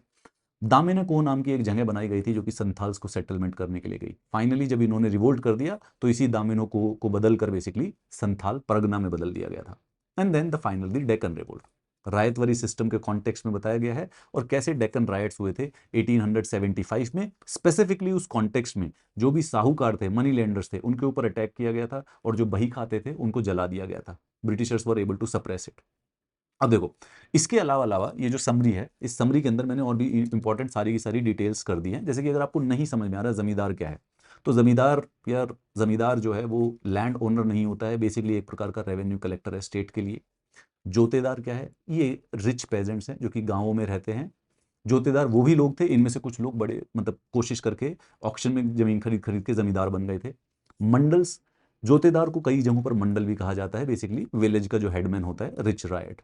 और अमला, अमला वो होता है जो कि एक जमींदार के लिए काम करता है, रेवेन्यू कलेक्शन का काइंड ऑफ एन एम्प्लॉय है, ये क्लर्क है एक प्रकार का। जमींदार और ईस्ट इंडिया कंपनी के बीच की रिलेशन मैंने यहाँ पे डिस्कस कर रखी है। जमींदार अमला, जमींदार और रायट्स, जोतेदार, मंडल और जमींदार। ठीक है, ये सब कुछ हो गया। नाउ फिफ्थ रिपोर्ट की मैंने पूरी की पूरी डिटेल दे दी है, इसके अंदर 1000 पन्ने की पूरी रिपोर्ट आई है, you can understand it. Meaning of the term, Damin-i को मतलब skirts of the hill, edge of the hill, foothills, region of the Rajmahal hills. Historical background पे देखें कि पहले उन्होंने पहाड़ियों उसको पैसिफाई करने की कोशिश की गई, लेकिन पहाड़ी जब पैसिफाई नहीं हुए तो उन्होंने संथाल्स को इन्वाइट कर दिया, जो कि प्लो बेस्ड सेटल्ड फार्मिंग करने लगे। की फीचर्स देखें, establish in 1832 for Santhals, Damin-i को जो है 1832 में एस्टेब्लिश किया गया था। लैंड वाज ग्रांटेड कि at least 1/10 of the land has to be cleared and cultivated in the first 10 years. Survey किया गया, मैप किया गया। फाइनली संथाल सेटलमेंट उसके बावजूद भी they were being exploited by the money lenders, traders and the zamindar, which finally led to the Santhal rebellion. Rebellion के बाद संथाल परगना बना दिया गया to create the administer the area under the special laws. Great, not a problem. Geographical overlap, Paharia जो है वो original inhabitant है राजमहल hills के। संथाल जो है they have migrated into the foothills and the lower slabs of the Rajmahal around 18th and the 19th century. Great, चलो ये पूरी पूरी रिलेशन हो गई आपकी सारी की सारी। So we have described it completely and what the commission did, सब इसके अंदर है। अब यहां से देखो, ये वाली चीज को एक बार रीड कर लोगे तो पता चल जाएगा कि यार ये फ्रांसिस बुकनन कौन है। ठीक है, चार्ल्स कॉर्नवालिस, तो ऑब्वियसली जिसने परमानेंट सेटलमेंट बनाया था। August Cleveland, collector of Bhagalpur. William Hodges, British artist है। Lord Wellesley, Maharaja Mehtab Chand, Tej Chand, Sidhu Manjhi. Walter Sherwill, again he is an artist जो कि Santhal village, lower Rajmahal hills की हमने फोटो भी देखी थी। डेविड रिकार्डो, एक इकोनॉमिस्ट है जिसकी पॉलिसी से रायतवारी सिस्टम डेवलप किया गया है। William Prinsep painted rural scene. Captain Cook, William Hodges, Satyajit Ray को, चलो ये हमारे लिए इस हिस्ट्री के लिए रेलिवेंट नहीं है। जो भी हिस्टोरिकल टर्म्स हैं वो भी आपको इस शॉर्ट इसमें समरी में मिल जाएंगे। राजमहल हिल्स, पहाड़िया, संथाल, डेक्कन, महल, एरियार्स, तालुकदार्स, जमा, सनसेट लॉ, अमला, जोतेदार, मंडल, अधियार, बरगरदार, हवलदार्स, गंतीदार, ये बेसिकली सब किसके नाम है यार? दे आर बेसिकली जोतेदार्स को अलग अलग देशों में rich farmer is basically called as that. पोता, पोता मतलब कि जो डीड ऑफ कॉन्ट्रैक्ट होती थी, डॉक्यूमेंट्स जहाँ पे लैंड होल्डिंग को डिफाइन करते हैं। फौजदारी थाना, पुलिस स्टेशन, ये सारी की सारी चीज़ें। लठियाल, जमींदारों के बेसिकली जो स्ट्रॉन्ग मैन होते हैं, literally one who वील्ड्स a stick, डंडा होता है इनके पास। फिफ्थ रिपोर्ट, वी हैव क्या कहते हैं, ये यहाँ पे सारी की सारी जो भी इसके अंदर इंपॉर्टेंट वर्ड्स थे वो मैंने सबको स्पेसिफिकली यहाँ पे समराइज कर दिया है।